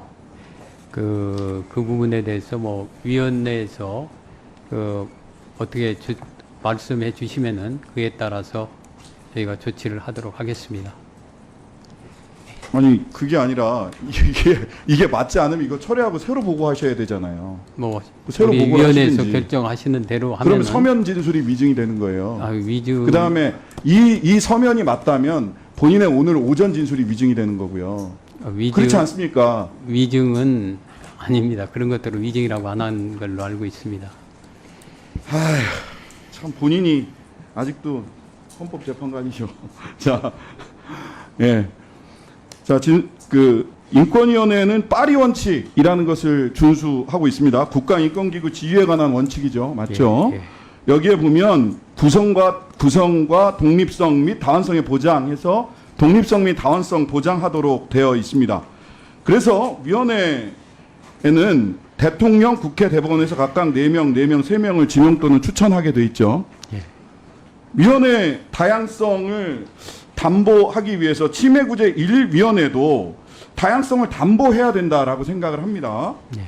왜냐하면 침해구제 1위원회는 검찰, 경찰, 국정원 등 정부기관 조사하는 중대한 역할을 맡고 있어서 정치적으로 민감 사안을 다루기 때문에 더욱더 다양성이 보장돼야 되죠. 그런데 침해구제 1위원회 지명기관 대통령입니다. 김용원, 김종민, 이한별. 이 위원회는 국회, 대통령, 대법원장 다양성이 보장돼 있어요. 침해구제 1소위는 다 대통령입니다. 여기에 위원장이 김용원 상임위원이세요. 그러니까 멋대로 회의를 하십니다. 개최 일자부터 보실까요? 2023년 2월 인권위 상임위원으로 부임해서 침해구제 1소위 위원장을 김용원 의원 맡은 다음에 3주마다 개최될 소위원회를 2023년 8월 1일부터 12월 7일까지 4개월간 열지 않았습니다. 2023년 8월. 그 다음에 12월 7일이죠. 24년에는요. 7월 달에 한 번 열고 9월 26일까지 2달 넘게 열지 않았어요. 비상임위원과의 의견 충돌을 이유로 해서 열지 않았다라고 합니다. 이렇게 되다 보니까 위원장께서는 굉장히 일이 많아서 허덕허덕하다, 막 굉장히 일이 힘들다라고 얘기를 하는데요. 실제 지난해 같은 기간 대비 진정사건 처리는 21.4% 감소했고요. 권리구제 건수는 40.6% 감소합니다. 그 중에서도 가장 심한 감소세 보인 것은 검찰, 경찰 등 권력기관 포함한 권리침해 사건의 권고 건수가 72% 감소했습니다. 김용원 침해 소위 대통령이 지명한 사람들로만 구성된 침해 1소위에서 제멋대로 회의하고 싶으면 하고 안 하고 싶으면 안 했기 때문에 그런 겁니다. 엿장소 마음대로씩 회의 운영이지요. 자, 그렇다면 파리 원칙에 따라서 일단 안창호 위원장님, 침해 1소위, 대통령 지명 3명으로 구성된 침해 1소위, 파리 원칙에 어긋난 소위원회 구성입니다. 변경해야 되지 않겠습니까? 변경하시겠습니까? 지금 저희가 전원위에서 지난 월요일 날 결정을 했기 때문에 다음 구성할 때는 위원 다음 구성할 때는 변경할 생각 없다? 아니. 침해 1소위는 대통령 3명이 지명한 사람은 그대로 운영하시겠어요? 그게 아니라 지금 아까 말씀드렸듯이 우리 남규선 위원께서 지금 이제 여하튼 그렇게 돼 있고 그래서 또 소위원회 구성도 4명으로 바뀌게 됩니다. 위원님께서 지적하신 내용을 고려해서 그래서 언제 바꾸실 거예요? 하여튼 우리 새로 위원님이 바뀌시면 곧바로 할 겁니다. 바뀌시면 대통령이 계속 임명 안 하고 있잖아요. 그러니까 좀 빨리 어떻게 여야 대통령께 건의하세요. 임명하시라고. 지금 국회에서 분명히 의결한 사람이 임명 안 하고 있잖아요. 그죠, 대통령이? 지금 대통령에게 건의하시겠습니까? 새로운 인권위원 임명하시라고? 지금 얘기는 제가 듣기로는 듣지 말고 건의를 하셔야죠. 예. 왜 대통령에게 책임을 떠넘깁니까 또? 제가 듣기로는 지금 신원조사나 이런 것 때문에 늦어지는 걸로 알고 있습니다. 국회에서 선출하고 의견 투표를 다 했는데 신원조사에서 대통령이 그럼 임명 안 해도 되는 자리가 상임위원 자리입니까? 그건 아니라고 생각합니다. 그렇죠. 근데 왜 대통령실에서 신원조사해요? 왜? 그래도 자격 요건이 또 있습니다. 그런 것 등에 대해서는 신원조사가 필요한 걸로 알고 있습니다. 말씀이 되는 말씀을 하세요. 우리가 표결해서 국회의원들이 다 선출했어요. 그래도 공무원 자격 요건에 해당하지 않으면은 그거는 임명할 수 없습니다. 자, 더 이상 인권위원회 망가지는 거 볼 수 없어서요. 예, 정리해 주세요. 네. 정리하겠습니다. 상임위원들 해임 사유를 규정해서 해임할 수 있는 법안을 제가 발의할 계획입니다. 이 법안 발의가 되면은요, 엿장수 마음대로식 소위 운영, 혐오 발언, 남발하는 상임위원 반드시 위원장께서 책임지고 예, 지위를 정리해 주시기 바랍니다. 예, 우리 위원님, 법안 근거 마련해 드리겠습니다. 예, 위원님 말씀 이념하겠습니다. 예, 신장식 의원님 수고하셨습니다. 네. 다음은 존경하는 모경종 의원님 질의해 주시기 바랍니다. 네, 인천 서구변 검단에서 모경종입니다. 국가인권위원장님 많이 피곤하시죠? 괜찮으십니까? 그렇습니다. 조직을 운영하시는데도 많이 어려움이 있으시죠? 네, 힘은 듭니다. 국가의 국민들은 본인들의 인권을 침해받았다고 생각될 때 가장 먼저 떠올리는 기관이 당연히 국가인권위원회입니다. 그리고 국가인권위원회를 정말 잘 운영해 주시기를 바라고 있는 마음일 겁니다. 예. 위원장님께서 고되시더라도 위원장님이 그동안 법 쪽에 계실 때 그렇게 대쪽같이 해주셨던 것처럼 본인의 기준을 잡으시고요. 주변의 좌우에 여러 가지 풍파에 휘둘리지 않으셨으면 좋겠습니다. 예, 제가 인정하겠습니다. 운영위원으로서 우리 위원장님을 타박하려고 하는 게 아니라 여러 가지 문제점이 있는 점을 지적하는 것이 도리이니 하고 있는 것입니다. 그래서 꼭 야당 의원의 이야기로만 생각하지 마시고요. 국민의 한 사람으로서 또 국민의 대표로서 하는 이야기라고 생각을 해주셨으면 좋겠습니다. PPT 첫 번째 장 한번 띄워봐 주세요. 그 앞쪽에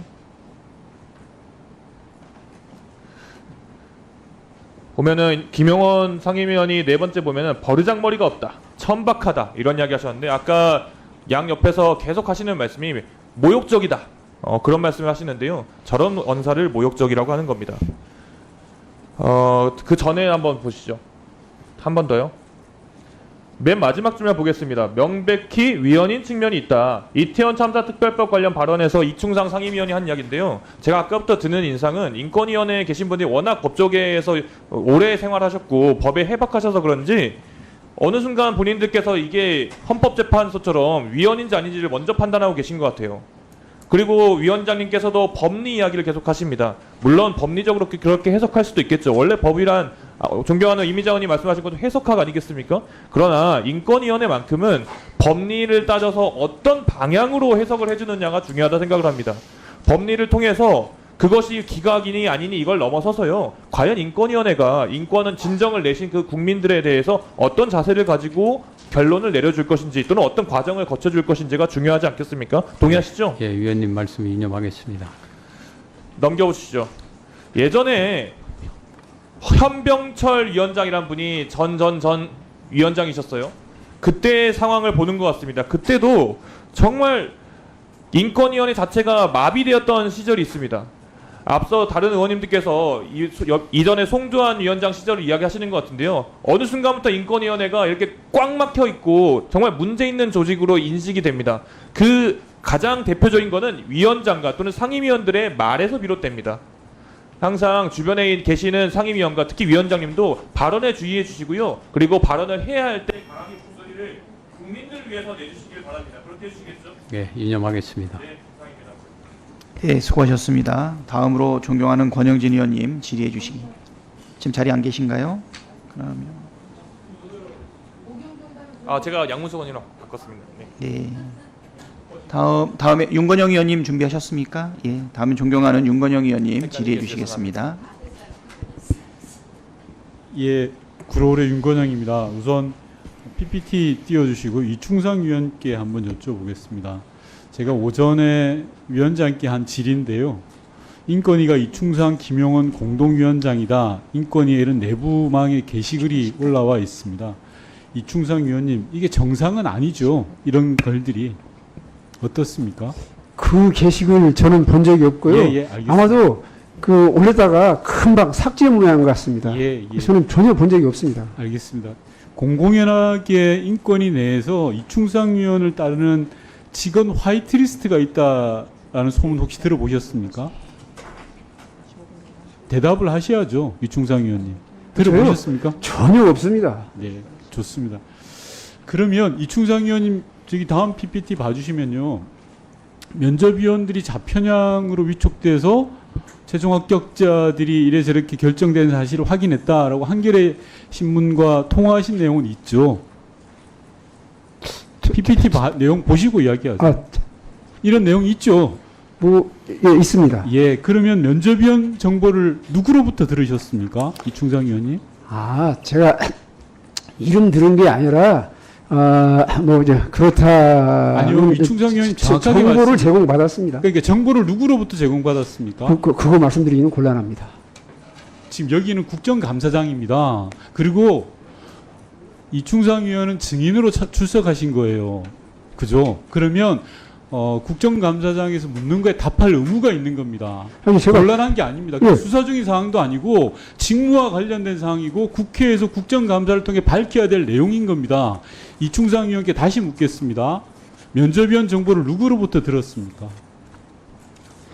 면접위원 정보를 아는 사람은 바로 옆에 계신 위원장과 그 다음에 담당 과장과 이 두 분밖에 없습니다. 실무자 포함하면 3명입니다. 누구로부터 들었습니까? 그보다 더 됩니다. 아니요.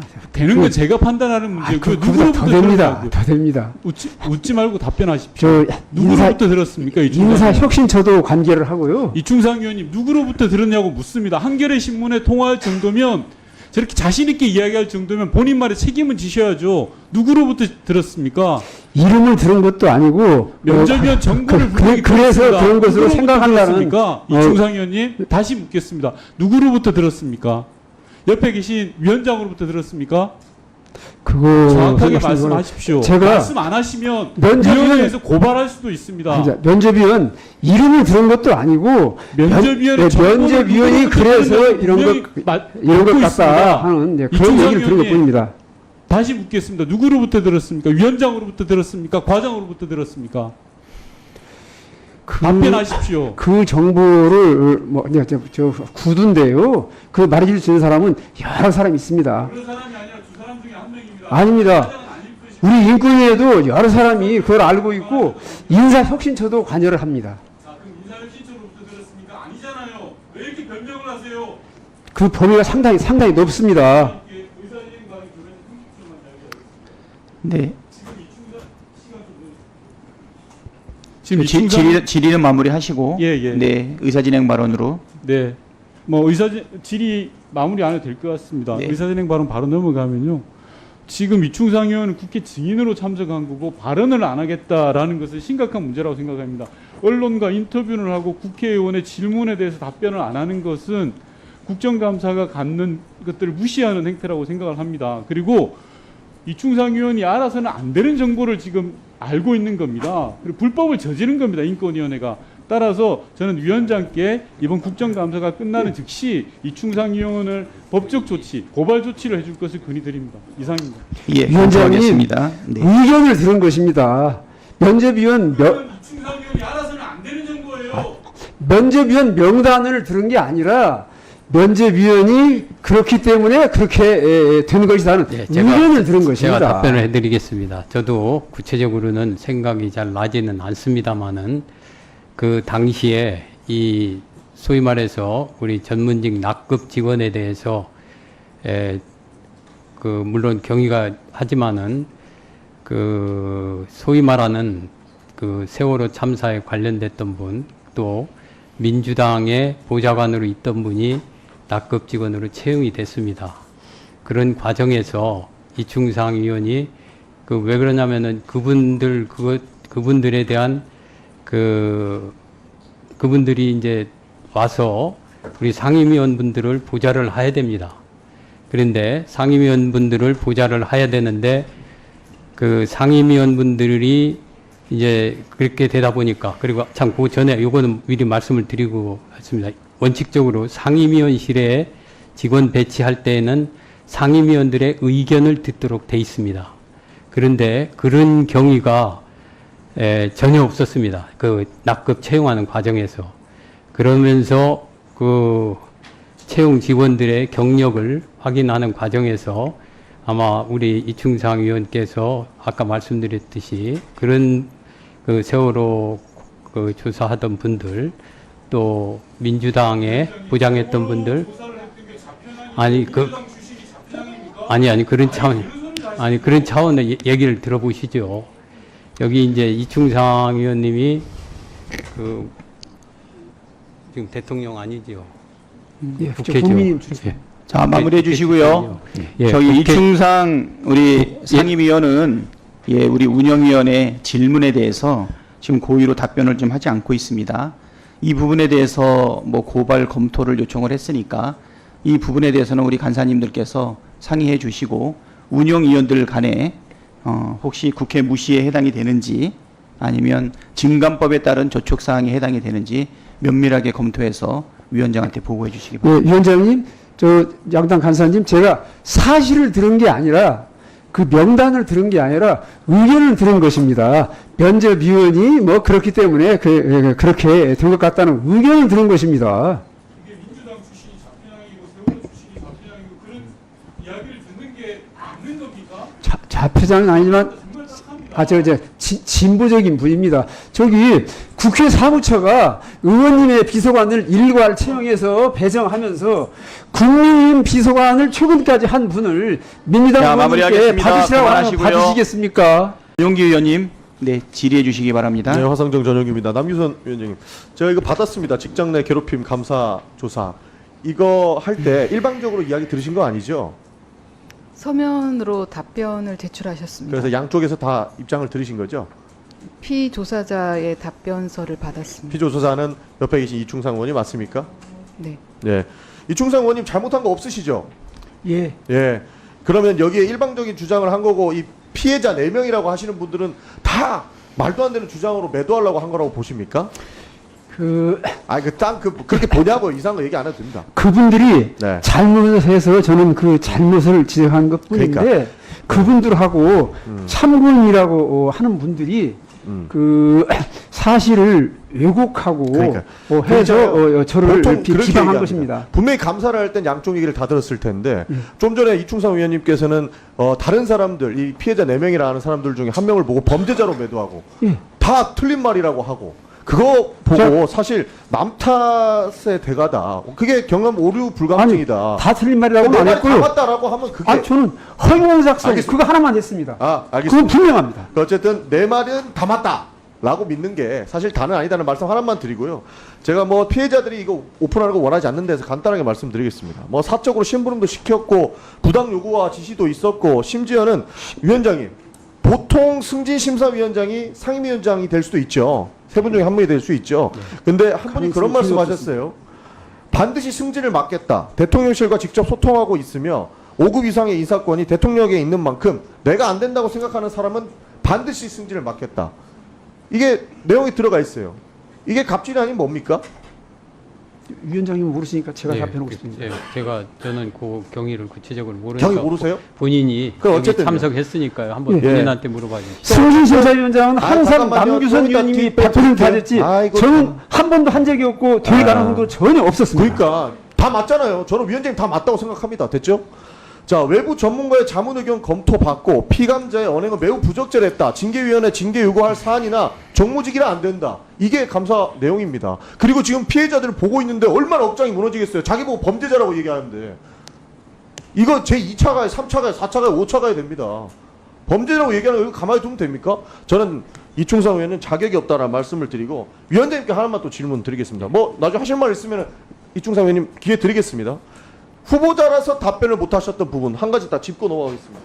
지금은 후보자가 아니고 인권위원장 되셨죠. 자, 윤석열 차. 이거 문체부에서 엄중 경고하고 표현의 자유를 엄청 탄압했어요. 이제는 어떻게 생각하십니까? 이 탄압 적절합니까? 이거 제가 그 과거의 회의록 보면 후보자의 입장에서는 이 얘기를 하는 것이 부적절하다. 이렇게 답변하셨거든요. 지금 이제 위원장 되셨잖아요. 국가인권위원장이 되셨으니까 윤석열 차 이거 이제 답변하실 수 있다고 봅니다. 문체부나 여러 가지 꺼내서 이걸 뒤에서 갖다 줘요? 아니, 제가 한번 보는 겁니다. 이걸 뒤에서 갖다 줍니까? 그 윤석열 차 이거 탄압했던 거 과거에는 후보자 신분이라서 나는 대답 못한다라고 말씀하셨는데 이제 인권위원장으로서 인권 신장을 위해서 누구보다 정의롭고 자신 있게 말씀하셨다고 하셨으니까 이건 어떻게 생각하십니까? 여기 우리 직원들이 작성한 건 좀 읽어. 아, 직원들 작성하고 읽지 마시고 국회의원 위원장님 개인 의견을 여쭙습니다. 탄압이다 아니다. 국가 여기에 공법인이기 때문에 한국만화영상진흥원에 대해서는 진정을 각하했습니다. 그리고 다만 이런 것에 대해서 정치적 의도를 포함시키는지 여부에 대해서는 인권위원회에서 그것이 적절치 않다. 예. 이게 타락이다 아니다 그 말씀할 수 있잖아요. 그때는 후보자였으니까 못했고. 아, 이게 이제 수 있겠다. 예. 이게 타락인지 아닌지 맞으면 맞다 아니면 아니다 끝내고 저는 마무리하겠습니다. 예, 우리 저 위원회에서 이미 결정된 사안에 대해서 제가 말과 말고 하는 것은 적절치 않다. 아니다 그것만 말씀해 주시면 돼요. 아니라고 생각하셔도 존중합니다. 하여튼 제가 그 지금 방금 말씀드렸던 내용을 그것으로 제 답으로 대신하겠습니다. 뭐라고 했지 전 이해가 안 갑니다. 그러니까 우리 인권위원회에서 이 부분이 국가기관 공법인이기 때문에 이거는 진정 대상이 되지 않습니다. 인권 침해 여부가. 그래서 각하를 했고 또 그와 관련해서 인권위원회에서는 국민 표현의 자유를 위축시키는 이러한 조치가 필요하다. 이런 의견을 냈거든요. 제 의견은 그것으로 대체하겠습니다. 예, 수고하셨습니다. 다음은 존경하는 정진욱 의원님 질의해 주시기 바랍니다. 예. 광주 동남갑 국회의원 정진욱입니다. 인권위의 의사결정에 대해서 다시 한번 말씀드리지 않을 수 없습니다. 아까 이충상 의원님께서 의사의 완전한 합치의 합의와 서로의 의사를 논의한다는 의미의 합의를 구분 못하고 오해가 있어서 우리가 지금 질문을 잘못한다고 이야기를 하는데, 만약에 의사의 완전한 합치의 합의를 전제로 이야기했다면 오늘 이 논의 자체가 필요가 없습니다. 위원장님, 3인으로 운영되던 소위를 4인으로 바꿨죠. 예. 인권위원회법 13조에서 3인 이상 찬성으로 의결하도록 돼 있는 것을 저는 피해보려는 꼼수라고 보거든요. 그거는 왜 그러냐면은요. 자, 신속성을 기하기 위해서라고 이야기를 했습니다. 소위가 3인이 모이기가 쉽습니까? 4인이 모이기가 쉽습니까? 아, 그런데 우리 규정이 3인 이상으로 돼 있기 때문에요. 예, 3인이, 물론 3인 이상이니까 5인도 할 수 있습니다. 예. 예, 또 이것은 한편으로 2대2 상황이 나올 경우 바로 기각해서 신속성을 확보하겠다. 저는 그렇게 보이거든요. 근데 서울행정법원이 7월 26일 날 인권입법 13조의 문헌체계와 입법 취지를 볼 때 진정을 기각하는 경우에도, 여기서 분명히 기각하는 경우에다라고 이야기했습니다. 3명 이상의 출석과 3명 이상의 찬성이 있어야 한다. 이렇게 판결했습니다. 이 판결 부정하십니까? 저는 그렇게 해석을 안 합니다. 아니, 일항과의 아니오만 이야기하세요. 예, 일항과의 조화적인 그러니까 지금 해석을 이 판결을 통해서는 부정한다는 이야기 아닙니까? 뭐 부정은 아니기 때문에 우리가 PPT 취소에 띄워주세요. 따라서 잠깐만요. 자, 1항 보십시오. 과반수의 찬성으로 의결하는 거죠. 전원위에 해당하죠. 그 다음은 소위죠. 3명의 찬성으로 의결합니다. 분명히 소위에 대해서 이야기하고 있는 것입니다. 맞습니다. 자, 넘겨서 헌법재판소법 띄워줘 보세요. 자, 헌법재판소에 보면 여기도 마찬가지로 과반수의 찬성으로 의결합니다. 보통은 그런데 그렇죠. 잠깐만요. 아래의 경우에는 6명 이상의 찬성이 있어야 한다. 맞습니다. 이렇게 되어 있습니다. 입법 구조가 헌법재판소와 인권위가 정확히 일치합니다. 의사결정 정족수에 대해서. 자, 그러면 그런 경우에 3명 이상으로 해야 한다면 3명 이상이 돼야 되는 겁니다. 지금 그런 취지로 판결이 나왔고 그렇게 운용이 돼야 되는데, 자, 2대2가 나오는 경우에 기각이 돼야 된다. 기각 결정을 하는 경우에도 반드시 3명 이상의 의사가 필요하다는 겁니다. 그래서 3대1이면 기각할 수 있습니다. 위원님, 이 부분 이렇게 제가 한번 말씀드리겠습니다. 앞으로 다시 한 칸만 5대4 보여주세요. 자, 다시 한 번 더 헌법재판소 재판관을 하셨으니까 묻겠습니다. 자, 탄핵 결정이나 이혼 결정, 헌법소원에 인용해서 5대4면 통과할 수 있나요? 기각입니다. 기각이죠. 왜 기각입니까? 6인이 안 돼서 그렇습니다. 그러니까 여기서도 3인이 안 되면 기각입니다. 6인을 반드시 충족시키라는 겁니다. 근데 기각의 경우에도 반드시 6인을 충족시키라는 겁니다. 아, 그렇지 않습니다. 여기에 지금 6인이 인용이라든가 이런 걸 정하는 게 아니고요. 정하고 있는 게 아니고 의사결정에서 어떤 의사결정을 하든 3인 내 의사를 반드시 도달하라는 겁니다. 그게 안 되면 어떻게 합니까? 전원위로 해부하면 되는 겁니다. 아, 그런데 법 해석은 방금 여기에서 보셨듯이요. 이것이 문제라는 겁니다. 방금 여기서 보셨듯이 6인이 안 되는 경우에 있어서 헌법재판소는 5대 4 이렇게 하면 다 기각입니다. 똑같이 해석하면은 3인이 안 되면은 여기서도 기각입니다. 그게 합리적인 해석이거든요. 예, 마무리해 주시기 바랍니다. 예. 예, 정진욱 의원님, 네, 마무리해 주시고요. 수고하셨습니다. 다음은 존경하는 추미애 의원님 질의해 주시기 바랍니다. 국가인권회법 제13조 의사 및 의결 정족수의 상임위원회 및 소위원회 회의는 구성위원 3명 이상의 출석과 3명 이상의 찬성으로 의결한다 하는 경우에는 아까 정진욱 의원님이 말씀하신 것처럼 최소한 3명 이상의 의견의 합치를 요구하고 있는 거예요. 그래도 안 되는 경우는 그럼 어떡합니까? 그래서 네. 임의로 이것을 소위원회 운영 규칙을 별도로 만들어 가지고 기각할 권한이 없는 것을 신설하신 거예요. 이것은 분명히 이 국가인권위원회법의 상위법을 위반한 소위 규칙을 임의로 제정한 전혀 겁니다. 아닙니다. 아까 말씀드렸듯이 헌법재판소는 그 6인이 안 되면은 기각하는 것처럼 우리도 3인이 안 되면은 기각해야 됩니다. 다만 대법원의 경우에 있어서는 소부에서 그 의견이 다를 경우에는 전원재판부로 회부한다. 이런 규정이 있는데 지금 인권위원회법은 그런 규정이 없기 때문에 갈 수가 없습니다. 인권위원회법에 있는 이 예. 적어도 3명 이상의 찬성으로 의결한다. 예. 라는 문헌대로는 해 주셔야 되는 거죠. 그런데 찬성이 안 되는 경우는 어떡합니까? 그러면 전원위원회로 가야 되는 거죠. 그런 규정이 없는데요. 벗어나는 거죠. 그런 규정이 없는데요. 소위의 권한을 임의로 늘려가지고 아니 그런 규정이 있으면 당연히 보내지요. 그런데 그런 규정이 그러니까 없으니까 못 상위법에 보내니까. 예. 없는 규정을 하위법으로 만든 거라는 얘기죠. 아니요. 일반적으로요. 방금 말씀드렸듯이 3인이 안 되면은 기각인 겁니다. 헌법재판소도 6인이 중요 사건에 대해서 6인이 안 되면 기각인 거고요. 3인이 안 돼서 예를 들어서 이런 경우에 법에서 그런 경우에는 그 전원위로 회부한다. 그럼 당연히 회부되는 거죠. 그런 규정이 없기 때문에 지금 방금 말씀드린 대로 법리적으로는 그 다수 의견이었던 그 3명 이상 그럼 더 명확하게 합시다. 3명 이상의 찬성으로 의결한다 돼 있지 않습니까? 그럼 인용 의결을 그렇게 하는 거죠. 인용 그 의결을. 일항과 조화적인 해석하면 그렇게 되는 거고요. 또 아까 그러면 엄격하게 헌법재판소법 그렇게 해석을 해야 되는 거죠. 그렇습니다. 인권위가 인권 친화적 해석을 해야 되는 것이지. 그래서 인권 친화적 해석을 위해서 방금 말씀드렸듯이요. 제가 인권 의견을 친화적 해석이라는 건 인권 문제로 인권 침해 당했다라고 진정을 들고 오는 그런데 분들이 만약에 위원분들의 의견이 합치되지 않는 경우는 그럼 어떡합니까? 그거는 위원 인권을 얘기하는 거죠. 위원 아니요. 자존심이라고 그게 그럴까? 아니라 인권위는 의견이 다를 위원의 경우가 인격을 있거든요. 내세우는 데가 아니라니까요. 물론 그렇죠. 그러니까 그런데 이 진정인의 입장에서 인용을 하려면은 3명 이상의 찬성으로 의결하라 이렇게 차라리 물리 해석을 좁게 한다면 모를까 이걸 악용을 해서 그런데 의견이 다른 규칙을 경우를 만들어 가지고 기각할 근거를 소위에서 함부로 전혀 만드는 그건 거예요.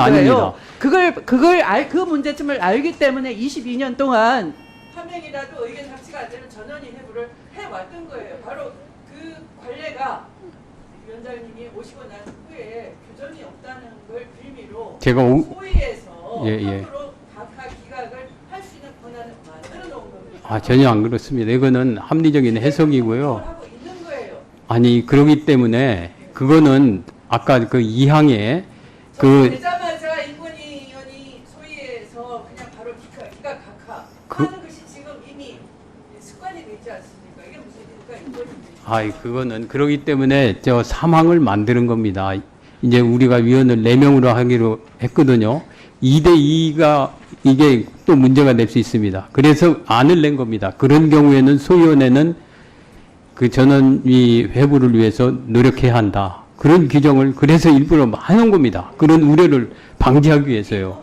지키면 위원장님처럼 그런 해석도 필요 없는 거예요. 3인 이상의 그런데 안 되면은 그 3인이 합치가 안 될 경우에는 그럼 어떡합니까? 결정을 하면 안 되는 거죠. 여기 3인으로 그러면은 펜딩 상태로 있는 겁니까? 3인을 요구하고 있기 때문에 함부로 2대2 조항을 만들 필요가 없는 거예요. 그냥 그가 되는 전원위로 회부하시면 되는 거예요. 그거는 법에 규정이 없죠. 그러면은 왜 법은 3명 이상의 합치가 있어야 된다고. 법원 판결도 있지 않습니까? 그 법원 판결은요. 네. 그렇습니다. 저는 네, 법정의 정리해 주십시오. 양심으로서 네. 전혀 그거는 타당하지 네. 않다고 생각합니다. 예, 그런데 그 부분은 사실 항소심 대법원까지 가서 체결이 됐어야 되는 사안입니다. 그 네. 정도만 얘기하겠습니다. 이게 예, 좀 수고들 시도가 드러나는 것 하셨습니다. 같은데요. 예. 다음은 존경하는 강유정 의원님, 네, 질의해 주시겠습니다. 네, 제가 이전 질의를 좀 이어가겠습니다. 안청호 위원장께서는 표현의 자유 매우 중요시하지 않습니까? 예, 그렇습니다. 네, 아까 윤석열 차에 대한 대답을 잘 못 해주셨는데 저는 꼭 속기록에 남기고 싶어서 대답을 듣고 싶습니다. 아까 질문 드렸던 거 다시 드릴게요. 경기도 교육청이 2023년 11월에 학교 도서관 자료 선정 구입이나 혹은 그 절차 활성화 방안에서 성교육 도서 관련 논란을 일으켰죠. 그러면서 성교육 관련 도서도 아닌데 채식주의자, 한강 작가가 노벨 문학상 탄 채식주의자가 포함돼서 1712종이 폐기됐습니다. 표현의 자유에 맞는지, 그리고 위원장이 좀 과하다고 생각 안 되지, 이건 좀 단답으로 대답해 주시죠. 과하다고 생각하지 않으세요? 그 부분에 대해서는 지역 개인적 주민들의 자치적인 의견에 따라서 결정하는 것이 타당하다고 생각을 합니다. 아, 위원장님은 혹시 채식주의자 읽어보셨습니까?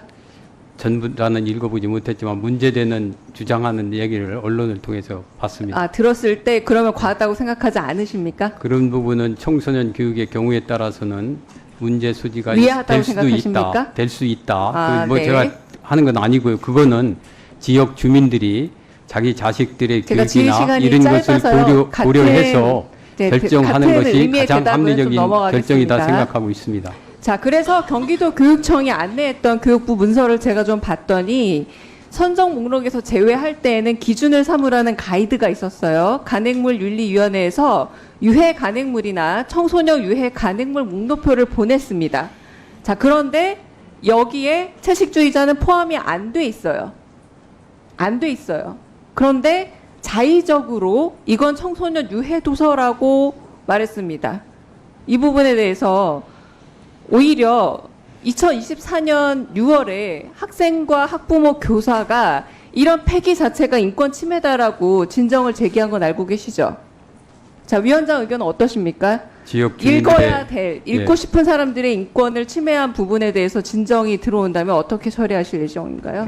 저는 지역 그 부분은 아, 잘하는 위원장님의 학생들에 대한 의견을 묻습니다. 교육과 관련되는 거기 때문에 지역 주민들의 의사가 충분히 반영되는 것이 가장 바람직하다고 생각합니다. 자, 제가 방금 말씀드렸다시피 간행물 윤리위원회에서 유해 간행물도 아니고 청소년 유해 간행물 목록에도 없습니다. 없음에도 불구하고 일부에 대한 과도한 해석으로 이러한 금지 목록을 만들었고 노벨 문학상을 받았고요. 저는 반대로 거꾸로 좀 제안하고 싶은데 채식주의자가 육식을 강요하는 건 인권 침해 아닙니까?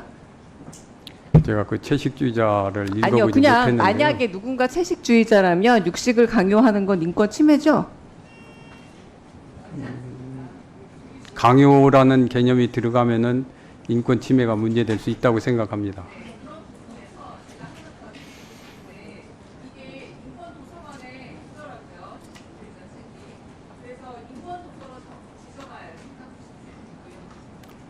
그건 한번 검토해 보도록 하겠습니다. 저는 저 지역 주민의 그 옛날 그 미국 건국 초창기에 그 타운 미팅 같은 그런 민주주의가 예?